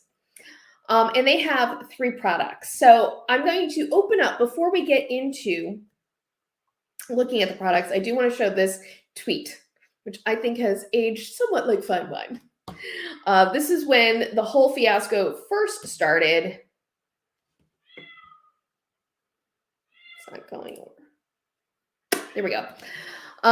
Dave B, who's Canadian, that guy, wrote, what we are good at is creating incredible products. Maybe we're naive, but we think we can create some really new and innovative products supported by our team around us. We'd love to hear everyone's feedback when we launch. Well, you're going to get some today. And then Clara Parks, the amazing Clara Parks, who has written one of the best books ever on fiber and knitting, wrote back, because knitters really love it when straight white men with zero knitting knowledge or skill or experience step into our space, tell us how we could do it better. I'm still assuming this whole thing is a joke. So with that in mind, let's look at their products on Amazon. So they've got 3 products. And my keyboard is not working the way I want my hotkeys. There we go. They got, as I keep saying, oh, I know why, because I'm in the chat. That's why it's not working. Okay, figured it out. When I go to the Amazon store, I don't want to have to make you watch the loading of the thing. So their first product that I'm going to show, I think it's like, okay, sure, but also weird in a way. And here it is. It is blocking pins. So they have this box of blocking pins from Bee Knitting. Notice that the K in the knitting is actually very similar to their logo in knitting.com. And yet they're not doing anything, it seems like, to tie the 2 brands together in a way that doesn't surprise me, because Mike Jackness did the same thing with tactical.com, which is a website, and his brand Tack9er, which is the products that he sells. And like tactical.com is very much that content marketing ploy to help drive business to his Tack9er brand. And it's not, or at least the last I looked, things might be different now. But when I looked at it earlier in the year, it wouldn't be immediately obvious that the website and that brand were tied. So yes, new and innovative, huh? Right? I am so curious to understand the thinking behind this product, because on the one hand, fine. It is knitting needle, or these are blocking pins. Am I zooming in on this? Yes. No, I'm not. Okay. Oh, sorry, guys. I'm screwing this up. These are blocking pins, right? But it's 100 pack of blocking pins, but there's 2 styles. There's 50 of the T-pin, the classic T-pin blocking pin that almost everybody knows about and has, and you can get at any big box craft store. You can literally get these T-pins anywhere. This is not innovative in any way. And it's so funny. Well, I'll get to that. Then you have the U-shaped pin. Now, the U-shaped pin is not one that you see often. Oh, I meant to grab that. Darn it. I meant to grab a couple things I don't have with me, but that's okay. We're going to carry forth. But the U pin, actually, I have some pins that are in this style from Knit Picks. I will say the price point for this is better, because the Knit Picks, I think I got like 38 pins for about the same price of these U-styled pins. I thought I would really like them for blocking. I personally don't. I tried them. I personally don't like the U-pins. In fact, T-pins aren't even my favorite. I have a bunch of T-pins, but it's not what I generally use when I'm just doing a pin blocking. I like using the T-pins, as I've discovered with my lace shawl here. I like using the T-pins with blocking wires. Generally, when I do a pin block, I actually use clover flower-headed pins. They're these long, thin quilting pins that have a little plastic flower on the top. I really like those most for blocking. And the only downside to those is that you can't use them with heat. So if I'm doing something like a steam block, I can't use those pins. But then I got lots of T-pins for that situation, or glass head pins. But yeah, I mean, they're just blocking pins. They are nickel plated, which you would want with any blocking pin. You get the 2 styles. It comes in a case, a travel case. What's so funny on the Amazon website is they make a point that has the size. I do like, okay, credit to them. They did give the sizes for everything with the T-pins and the U-shape. So that's nice. But they advertise this like made with nickel-plated steel that is more corrosive than stainless steel. And I'll just say, if you're looking for any kind of blocking pin, you want nickel-plated. But finding nickel-plated blocking pins, especially T-pins, is not that hard. That's what they're going to carry at Michael's or Joann's. And I will say, like, in terms of a product to put on Amazon for knitters, this type of thing is not a bad idea, because T-pins is definitely something that you could buy on Amazon. But if I want T-pins, I want 100 T-pins. I don't want 50 T-pins and then 50 of something else. But also, like I said, it's not hard to find nickel-plated T-pins. You can get them from Clover, I think. But yeah, they're not hard to find. Very sharp points. Make it easy to achieve the correct tension for blocking knit projects. Any T-pin is going to have a sharp point. Like that's not special. It's not special. That is something being aimed at a new knitter who doesn't know that any T-pin is going to have a sharp point for blocking. Practical rust-resistant blocking pins help you quickly and accurately shape your knits, okay? Get beautiful knits while on the go. This was the thing that was interesting to me. Get beautiful knits while on the go. They are trying to position these blocking pins as special because of the case that it is in, makes it really great for travel. I don't know about you. Me personally, I'm not going to be blocking my knits on the go. If I'm blocking, do you know how long blocking takes? If I'm blocking my knits, I'm probably doing a wet block, which means that I'm going to be home because whatever I'm blocking is going to have to dry. And that's like, I'm not blocking on the go. I can't think of any situation as a knitter or a crocheter that I would need to be traveling with my blocking pins. And here's the other thing. I've never bought a set of blocking pins that didn't come in a case that was easy to travel with anyway. Like, you know what? I'm going to get them real quick. I'm going to remove myself from the stream really quick, and I'll be right back.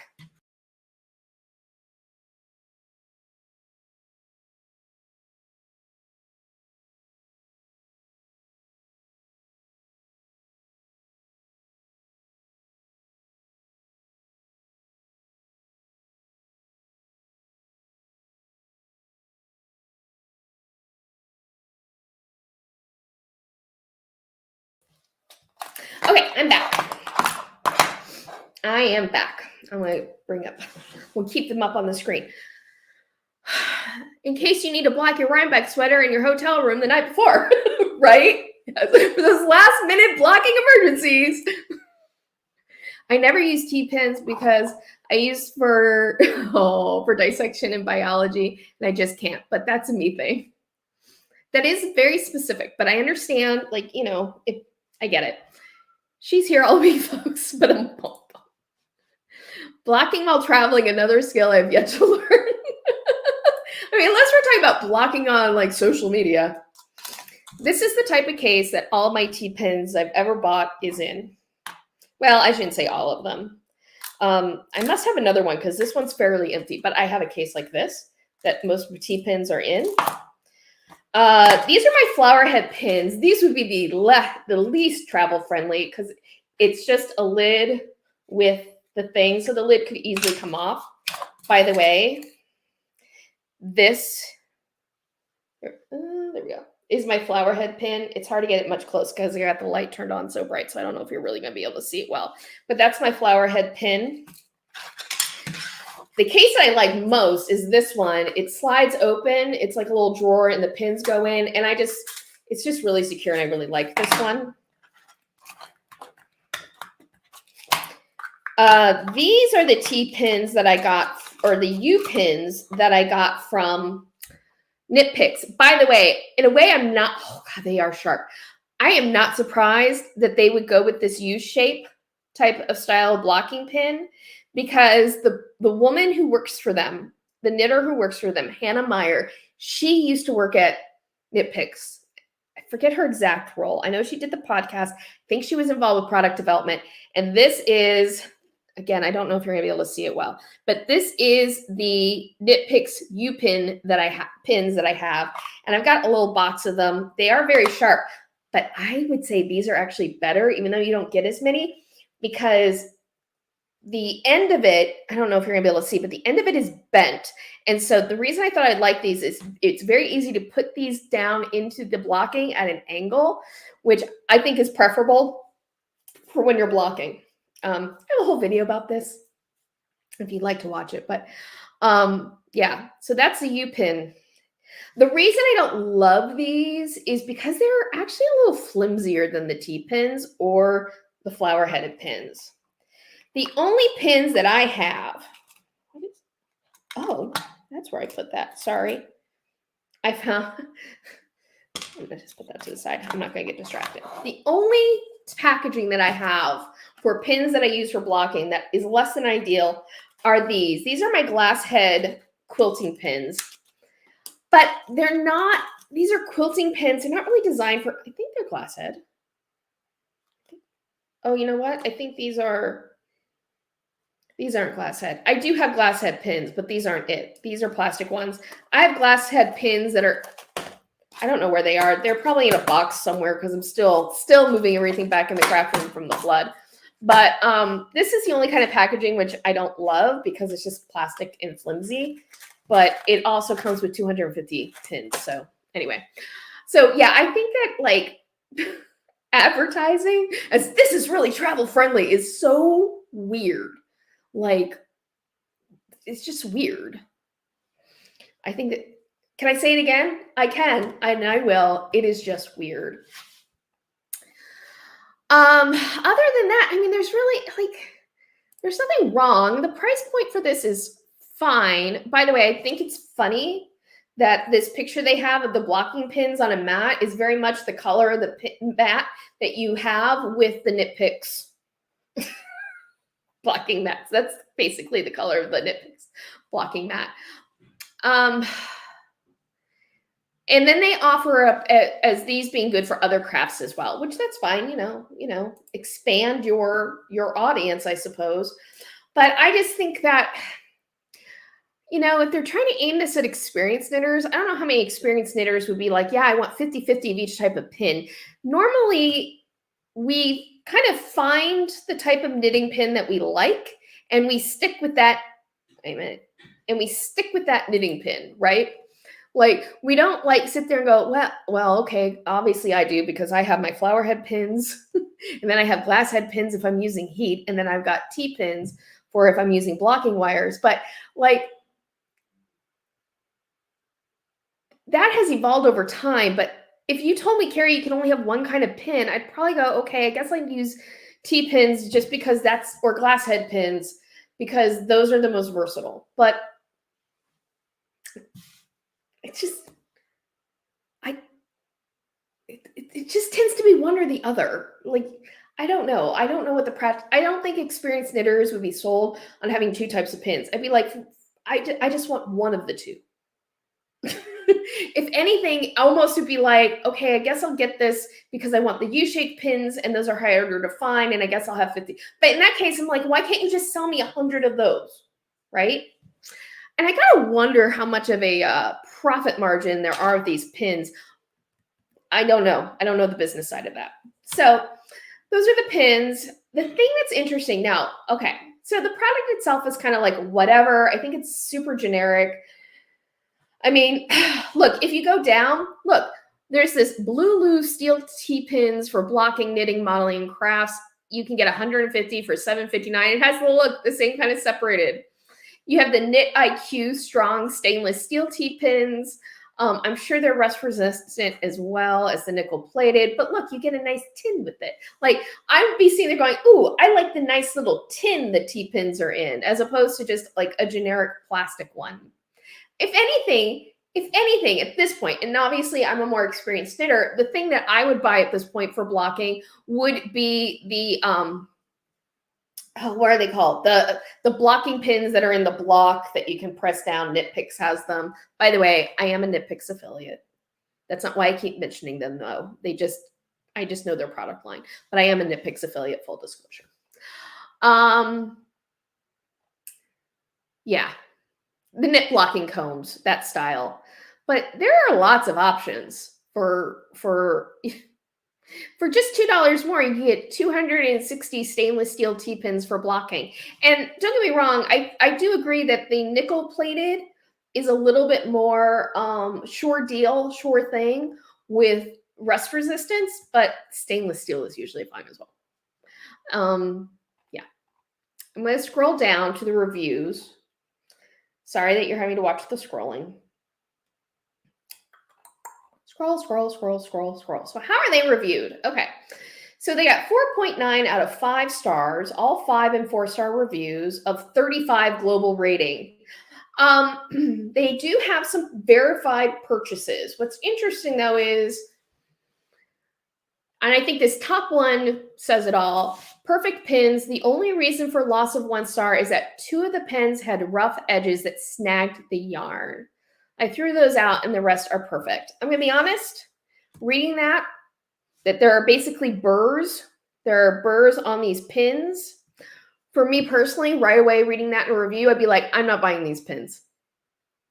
Now, pins aren't terribly expensive, but I don't want, if I'm going to spend money on blocking pins, and I have enough experience to know that I've never had a blocking pin from Dritz. These are Dritz, okay? Dritz, never once have I had a blocking pin from Dritz have a burr on them. Or my Clover flower-headed pins, never have had a burr on them. Like, that to me just is like, yeah, they're cheap pins. If your people are getting sets with burrs in them, yes, these things can happen. But I read a couple of comments like that. Liz? Like another 4-star review. Overall, great value, especially for the mix of U and T pins. Okay. I did encounter a pin with a bird tip while pinning out some size 3 cotton. Luckily, no serious damage was done. I was able to smooth the burn. Otherwise, the pins are good quality. I'm sorry. The fact that there's a burr on any pin means it's not good quality overall. Like, there's a quality control issue there. Burrs are the enemy. Yes, they are. And like I said, I'm not saying it's impossible. I'm not saying that you would never find a pin with a burr in it from any other manufacturer. I'm just saying, like, I've never run into it. And if I read that in a review, I'd probably be going elsewhere to buy blocking pins. But truth be told, again, it's interesting because I think blocking pins is totally something that I would feel comfortable buying from Amazon because they're so generic. On the other hand, I most likely just go to Joann's and pick them up with a 60% off coupon or 50% off coupon or 20% off coupon. Like, why wouldn't I just get them at, like, my store right around the corner?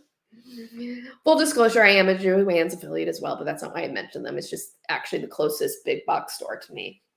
Then you have a bunch of reviews. So they do have some verified purchases. Then you have these Vine customer reviews.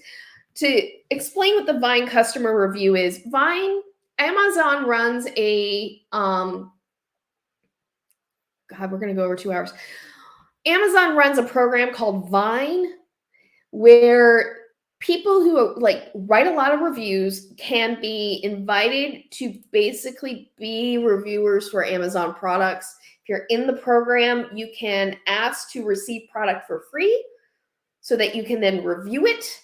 And that review goes up on Amazon. It's supposed to be a objective review. It's not like necessarily a paid for review, but you are giving a review in exchange for free product, but you're doing it through Amazon.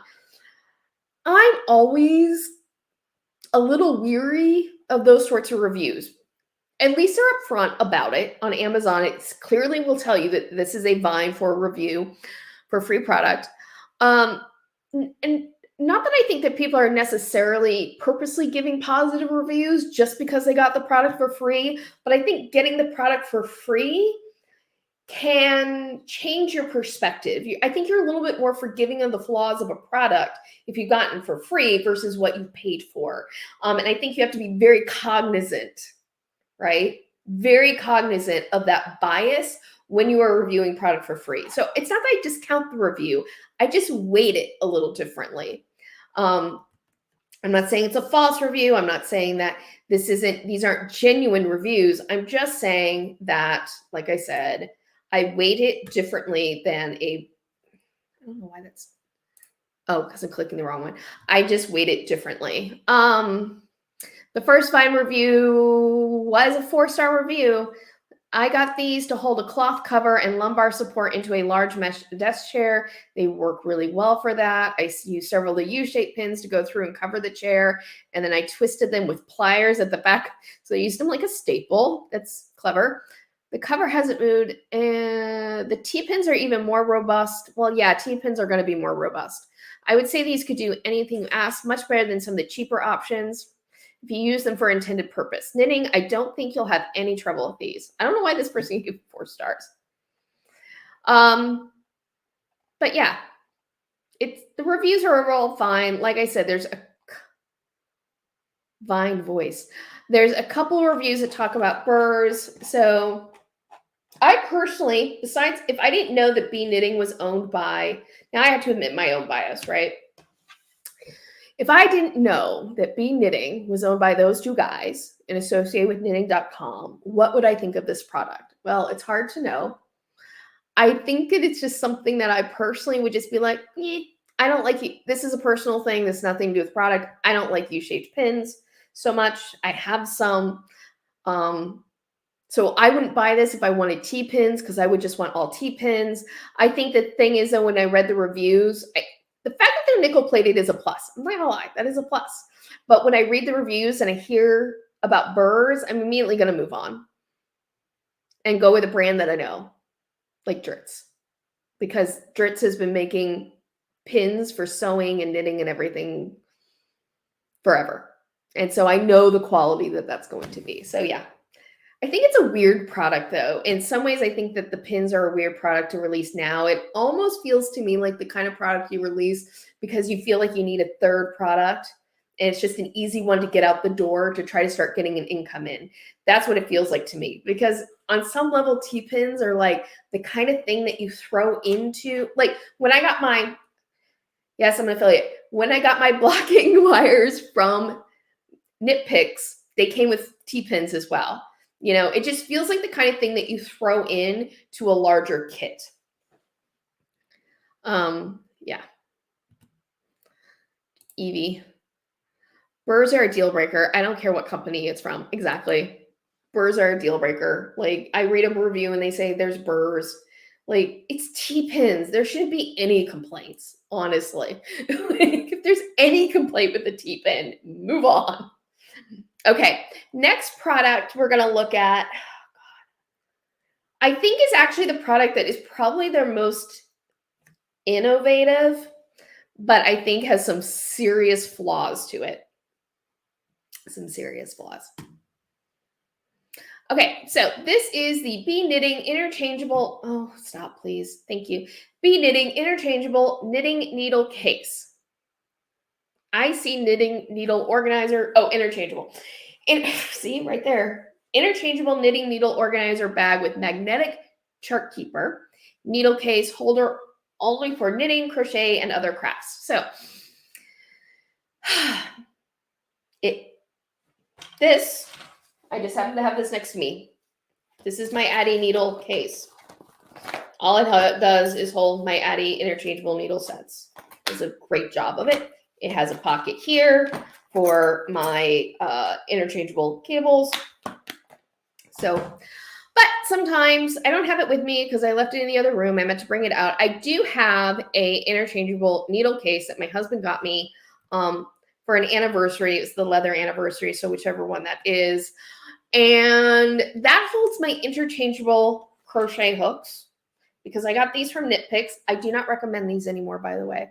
As much as I love the aesthetics of this and I actually quite enjoy using them, I don't recommend these anymore because I've had 2 that I've had to repair because over time the adhesive that holds the metal join to the wooden shaft has failed. So I've had to repair 2 of them. Anyway, sidebar. But I keep them in a interchangeable needle case because the storage case that the Knit Picks these came in were fantastic.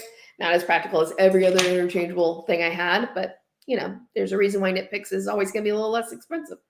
So anyway, so the case here, you can see the magnets for the chart holder keep tracker. You have the 2 mesh pockets, which is nice for holding your notions and possibly cables. Let's click to this photo. I think, yeah, so right here, I want to make sure you can see it. So right here, you can see where you can see a zip pocket, and that zip pocket actually was probably where I would put the cables if I bought this. Mesh. Here is where you can kind of see, you have these round holders that you could put some of your crochet hooks or your other needles in. What they have pictured are a set of interchangeable needles. There are 11 slots for interchangeable needle tip storage. And if I remember correctly off the top of my head, they fit needle tips like 4 and 5 inch needle tips. And then they have elastics for crochet hooks and others tools. I think that's what those 4 things are. It's interesting that they're showing double-sided repair crochet hooks. But anyway, those are the kind of features.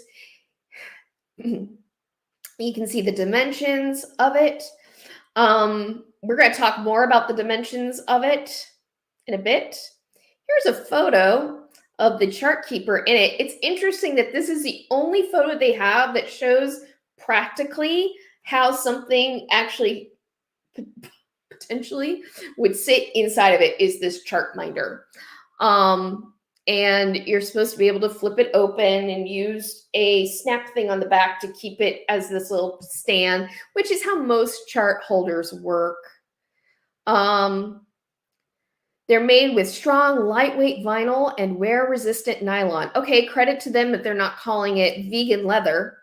They're just saying it's nylon. Here's a picture of a woman putting it in the purse. And you can kind of see the inside. I think it's very interesting that none of the photos show knitting needles actually inside of it, right? Not one, at least there. Let me go down here a bit. You can see all sorts of other travel cases. Scroll. Okay, so we're gonna get to the reviews. Again, 4 or 5 star reviews. I think all of the reviews that I saw were from Vine customers. But here you can see actually some product sitting inside. Would give 4.5 stars if I could. Came in a nice box, so if you were gifting it, it would look nice. I like the dual zipper and optional snap closure. This can fit a lot in it and still zip up, but if it gets too fat, you can use the snap closure too. It's interesting because it's not really a snap closure for closing it. That snap is for holding it open for the chart keeper. But hey, that's an innovative way to use it. Good on the customer. I like the amount of pockets for the needles, and I understand they're for interchangeable knitting needles, although I do wish they were a bit longer so they could better fit my crochet hooks as well. And this is kind of a complaint that I saw over and over again with this, which is that the slots for the needles or crochet hooks, they're not elastic. There we go. They're not elastic. And they're not long enough and the case isn't big enough for crochet hooks to fit in it comfortably. Also, if you're using shorties, because they're not elastic, it's a pocket. If you have shorties, the pockets are too long for shorties. The other thing I saw was that if you have a ergonomic crochet hook, I think I might have one in here, where like the Amore crochet hooks. Do I have one in here? I used to. I don't, not one that I see. But it has like the kind of rubber grip with the fatter grip. That fatter grip, from what I've read, does not fit in those slots. And again, it's because it's a pocket. It's not an elastic to easily hold them. So they really seem best designed for interchangeable needles as opposed to crochet hooks or interchangeable crochet hooks. But the criticism, the big criticism,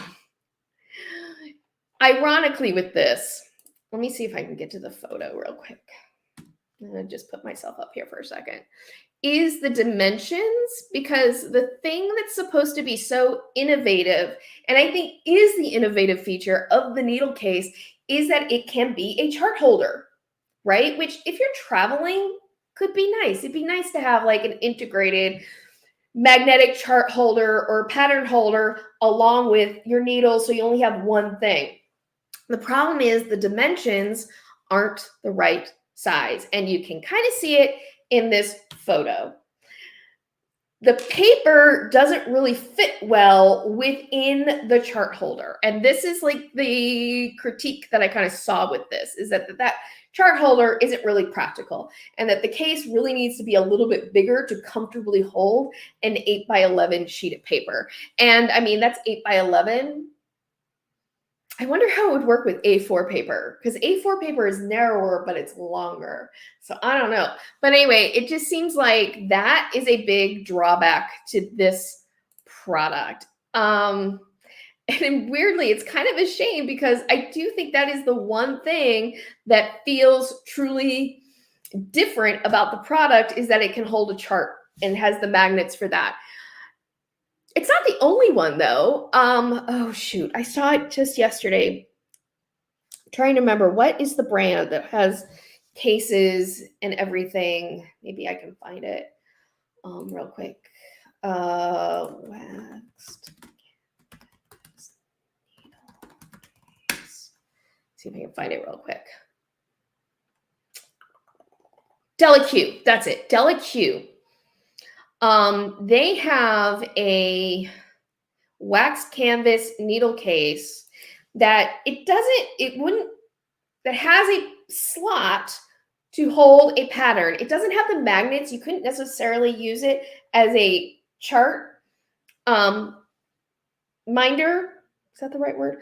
But you could hold paper in it, and it's the proper size for that. So it's not like it's much more expensive, though. It's much more expensive, but it's not the only product out there like that. But I think that integrated chart keeper with the magnetic board is like the thing that's, would set it apart, but it's not practical at the same time, because the paper doesn't fit in it correctly.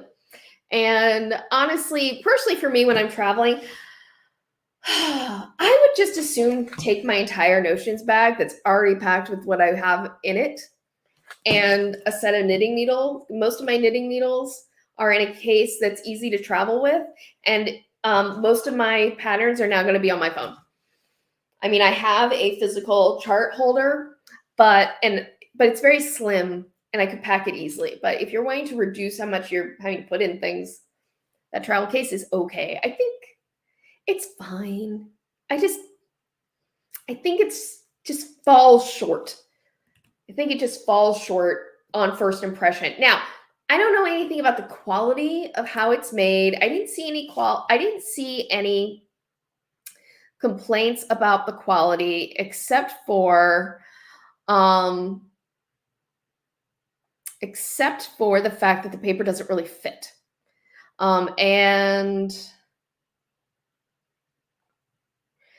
that the chart sizing, it doesn't really work. This is a really good photo to show. Actually, this is the better photo. Let me show you this one. So it's like, it's one of those things where it's like, okay, there's a good idea there, and I'm going to credit Hannah Meyer for that, because she's the person who would know about knitting. But I don't think it's well executed. And I feel like for that price, I could get a more versatile, it may not have the chart minder in it, but I can get a more versatile traveling interchangeable needle case. I mean, like, there's this organizer case that's actually less. This is like labeled as a bestseller, and it has the elastic holders on it, right? That can hold all those crochet hooks, including the rubberized fat ones. It actually looks thicker. It has 2 places to hold all of that. You can actually see in the photos how things would fit together, unlike the product photos from those 2 guys. Like if you asked me, Carrie, should I get this Tiamoy one or should I get that one from Bee Knitting? I'd be like, the Tiamoy is probably, also I didn't like the color, but that's besides the point. I think this one is more practical. It has like pockets. It has 2 mesh pockets. It's interesting. Actually, I kind of like the way that they've organized the cables in the case. You put them through these loops. I think that's actually a really nice feature. I kind of like that, because one of the things I find a lot of times with these traveling cases is that how do you store your interchangeable needle cables. I mean, just first blush. Just going off first blush. I don't have any of these in my hand. Plus, I can choose from different colors, which, let's be honest, I like the fact that I can choose purple or blue. Or I can choose this little cat print, I think. Like, come on now. Come on. Who doesn't want a cat print? I'd be far more likely personally to go with this, even without the chart minder, because I have something already for a chart minder. Or more likely in this day and age, I'm going to just have my project on my phone. So yeah, those two guys have their work cut out for them. They really do. They really do. Look, those two guys are going to be hard pressed to release anything that's so impressive to overcome what they have said about the knitting community. They're going to be really hard pressed. And that's the thing about it. Look, they're gearing themselves towards beginning knitters who maybe don't know about all of this stuff. But at some point, beginning knitters are going to meet more experienced knitters on the internet. They're going to get word on some of this stuff. And so in a way, they can't afford to have a product with such a large flaw as, here's an integrated chart minder, but it's too small for Americans' charts printed out on 8.5 by 11 paper.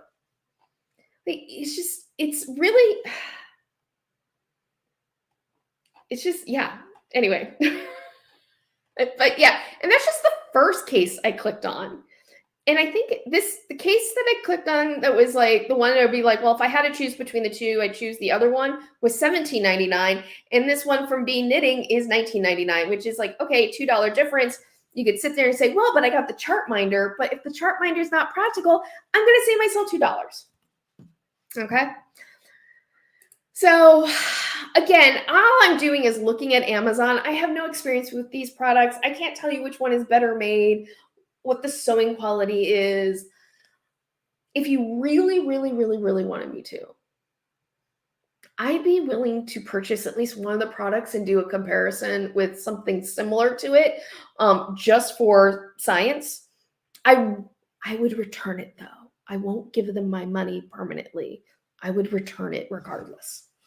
But unless I really fell in love with it, who knows? Maybe they convinced me. Maybe I'd really fall in love with the product. And I'd be like, guys, I was wrong.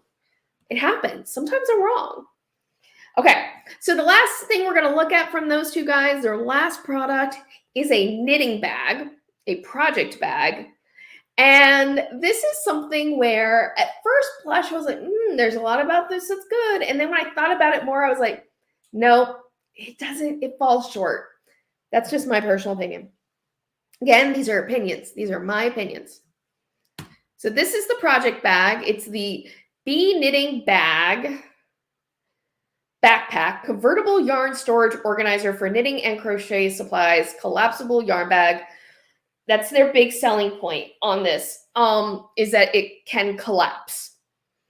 They call it a Craft coil technology, but this is it. Oh, sorry. Okay, well, we'll just click here. Convertible and convenient. Convert into a crossbody tote or a backpack at your convenience. I will say that is different than the other drum style. I have a drum style knitting bag from Art Bin that you can get in the big box stores usually. And I will say the fact that this converts to a backpack is different because my art bag one is just crossbody. But honestly, I wouldn't want to wear my project bag as a backpack, honestly, because I wouldn't want to wear it as a backpack. Let me just put it that way. I wouldn't want to wear it as a backpack, but I guess that's something different. It collapses with this innovative Bee Knitting Craft coil technology. I wonder if it's patent pending. Doubtful. So the thing about this, I will say, positives. The positives of the bag is it is large. It can fit a lot of yarn if that's what you want. The pockets on the outside do look nice and deep, and there are several of them. I personally wouldn't carry that many supplies of mine in the outside pocket, but that's just me. I like to keep my stuff more protected. It has grommets on the outside. You can see in this photo, the picture to the right, there are metal grommets. Those grommets, you are meant to put your yarn through like a yarn bowl almost, so that the yarn is coming out of the grommet, so you're able to work on your project with the yarn inside the bag and the yarn is coming out of the grommet, which seems like a good idea, but I think is flawed. I'll get into that into a second. And then the top is this drawstring top, okay? And then they have this photo, which I think is hysterical because clearly it's just a stock photo where they photoshopped in the bag to sit next to the mother who's looking at a random box and in no way actually using the item. Gotta love stock photos. So there we go. There we go. So here's kind of my issue with this bag, just at first blush, and why I would be a pass on it. And it has to do, let me get to the right photo. It has to do with those grommets that are for the yarn. So I have a pet peeve when it comes to yarn bags or storage. And this is kind of a personal thing with me, but I think there's a practical reason behind it. I don't like it when something like, whether it's a yarn bowl or this, whatever it is, I don't like it when you have to feed the yarn through at the beginning, right? Then you start knitting, and then there is no way to get the yarn out of the bag, the bowl, whatever it is. There's no way to get it out until you either finish the ball of yarn or willing to unravel the entire thing of yarn, which no, or cut the yarn. And that's the situation that you're in with this bag. You're kind of committed to your project being in that bag until you get through the whole skein of yarn. I don't like that. I don't like feeling like my yarn is trapped. I want freedom, thank you. But there's also the practical reason that I don't like it for this bag is that means, imagine you're knitting a project. You have your yarn coming out of that grommet. You're going to stop knitting, and now you're going to put your project back into the bag. That means in order to put the project back into the bag, that yarn that's coming out through that grommet is going to have to go over the side of the bag and then through the top, and then a drawstring is going to come over it, which means you're going to have a line of your yarn going from the outside of the bag back into the inside of the bag. And that just seems like it's fraught with problems. If you have cats or dogs, that yarn is exposed while you're away from it, they can get at it. If you're walking around with it on your backpack, that yarn can snag on something. It's just that thing where it's like thinking about how a product's going to be used to another level and what can go wrong with it. And if there's no way to get the yarn out from the grommet, that means my yarn is trapped. And also how I then put my, I don't like it. I don't like it. And that's why I would pass on this. Let me see if I can find you the style. Whoops. There we go. I want to see if I can find you the style of bag that I have. Oh, let me show you this one from Be Crafty. And this is, the grommets are terrible. I had a tiny version of this and it was all frustration. Yeah, I don't like it. The other thing too is if you have your yarn in that grommet and you have more than one ball of yarn in the bag, if something gets tangled up, it's really difficult because you can't take everything out of the bag to sort it out because the yarn is stuck in that grommet. Like there's all sorts of reasons why you don't want your yarn stuck that way. 100% agree with you, of course, because we are highly intelligent women and great minds think alike. Eileen, a lot of yarn bags have those grommets though. I don't think anyone uses them. Yeah, a lot of yarn bags do have those grommets, but there's a reason why nobody uses them because they're not practical. But there are yarn bags that have better, not perfect, but at least better solutions to the idea of what is going on. But I want to show you this real quick because this, remember how I mentioned that there is a company on Amazon called Be Crafty. Let me show you their yarn bag. Looks kind of similar, doesn't it? Not exactly the same. The top is different, but that top is why, if you asked me, or at least if the top is what I think it is, why I would pick this. It has deep pockets. It has pockets that are specialized for needles, scissors. it's not just one giant pocket. There's actually there's not as many pockets with this, but there are more, the pockets feel a little bit more organized, weirdly to me. Notice the top. This is what makes it different. This is kind of what my yarn drum bag is like. There is a top part of there with a slit, right? What happens with that is you can bring the yarn up through the top of the bag, work, then when you're done with your project, you take the project and you put it back through that slit. That it's a slit that opens up so that you can get your project in and out of the bag.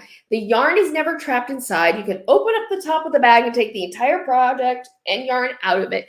This is a much better solution. It's not perfect, but this is a much better solution than the grommets. The problem with this style of slot is that the yarn, what's supposed to happen with this situation is that the yarn coming up through the hole, that hole is supposed to help tension the yarn actually. Same thing, that's why the yarn bowl has the slot. It helps tension the yarn actually. But the thing is, because it's a slit, the yarn has a tendency to move through the slit. If you were to ask me, what I would tell companies that are making this bag is like, put a snap thing over the top so that you can secure the yarn into just the one side, put the snap in, do what you want, and then when you want to put your product away, you undo the snap and the slit is open to you. Donna Schmee, Carrie, you are the William Wallace of knitting. Freedom! Yes. My yarn bag fits inside of my backpack. Yes, well, and that's the other thing. Do you want a yarn bag that's this big? Like, that's a matter of personal preference. Like, some people do. Some people want to have enough. They want a sweater worth of yarn in their yarn bag, or they want a blanket worth of yarn in their yarn bag. The funny thing is, I have this drum style yarn bag. It is kind of nice if you're out and about. Like, I used to take it to me if I was like going to be waiting in line at a movie screening. It's a Hollywood thing, but if I was going to be waiting in line, I would have my yarn bag and it would just be on me crossbody and I would knit and all my stuff was nice and contained in it. And I liked it for that, but yeah, I don't use it a ton anymore. There was a period of time where I used it. Oh wait, is there slit sewed shut? Because if it is just another slit that you can't get your yarn out of, I take back everything I said. My yarn bag, which is the Art Bin one, you can take the project in and out of the top slit. You have different colors, but you can see how the yarn comes out from the top with the four, and it has 4 slits. I have to look more closely. So that's the one from Be Crafty. It doesn't have as many pockets on the outside, but honestly, I think it's fine. The lid, let me click on this. The lid here has a mesh, or is that just polka dots? Oh, it's just polka dots. Anyway, let me see if I can find though the one that I have. Don't want to have to make you search through or watch me search through Amazon for my art drum bin.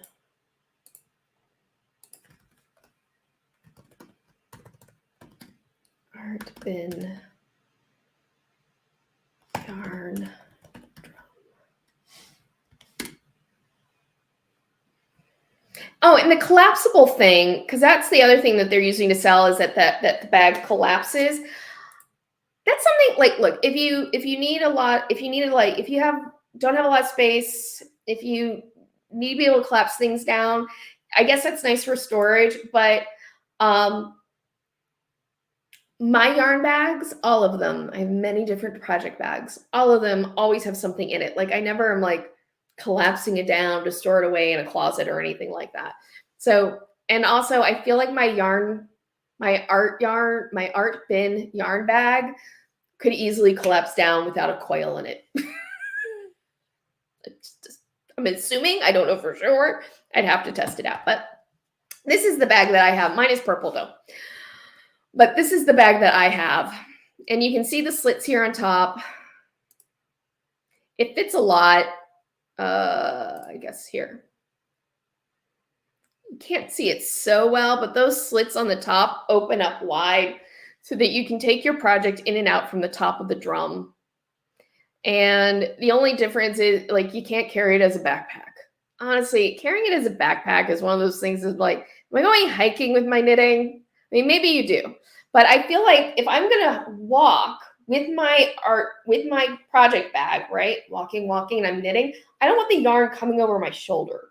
Generally, it's better if the yarn, if you're knitting or crocheting, there's a reason why we're always throwing our yarn on the floor, because it works better if the yarn is actually lower than our needles. So yeah, I just carry it crossbody. Like, oh, and by the way, this bag is like $9.99 as opposed to the one from those two guys, which I think was like $19.99 or so, I think. So a little less expensive, this one. Unfortunately, there's not a great photo at the top, which is what I really wanted to see. Maybe down in the reviews. There are videos. The only thing about the art bin one is the pocket on the front isn't fantastic. It's just a small mesh pocket. But again, I am one who doesn't use the outside pocket a whole bunch because I just feel like I don't want my things on the outside of the project bag. I want everything inside the project bag protected. I feel like things just will fall out of the pocket and I lose them. But that's a me thing. So yeah, those are the 3 products from those two guys that they have released under Bee Knitting. I wouldn't buy any of them. But some of that is just like my personal disdain for them and what they said about the knitting community. But some of it is, I feel like every one of them is flawed. And like, for example, interchangeable knitting needle case, I'm not going to be buying primarily for a chart keeper. I'm buying it primarily to store my needles and my crochet hook. So it's like, that just would be an added bonus. So it's not going to swing me to buy that product if it's not like really stellar and practical, you know? And it's just the other one that I showed from Tiomoy, I think is what's called, but there are other ones. There's so many now that have the more elastic, I think fits more and is more versatile than what they have. The project bag, I don't think is great. I think the grommets, it's like, I just don't think it's a useful design feature. I think that's something that people throw in to a bag like that without any real thought of what we're actually doing. I would just looking at the website without having read the reviews, just comparing the two, I would go for the Bee Crafty one. Not that I would buy either of them. Truthfully, if you want to know the truth, real truth of the truth, I just get tote bags from the dollar store.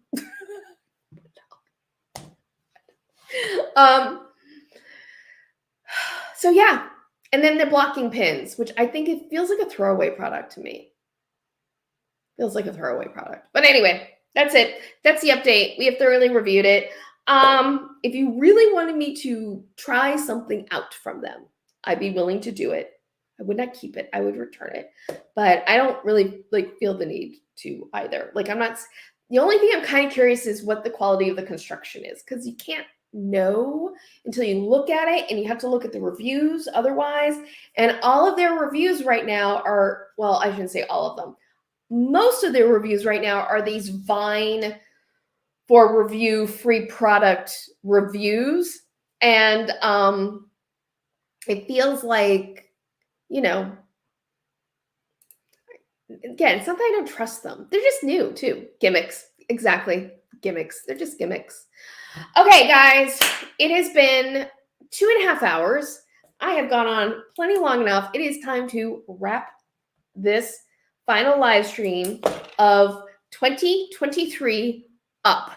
Thank you so much for joining me, and thank you for this is probably gonna be my last video of the year, except for maybe some shorts here or there that I put up on YouTube.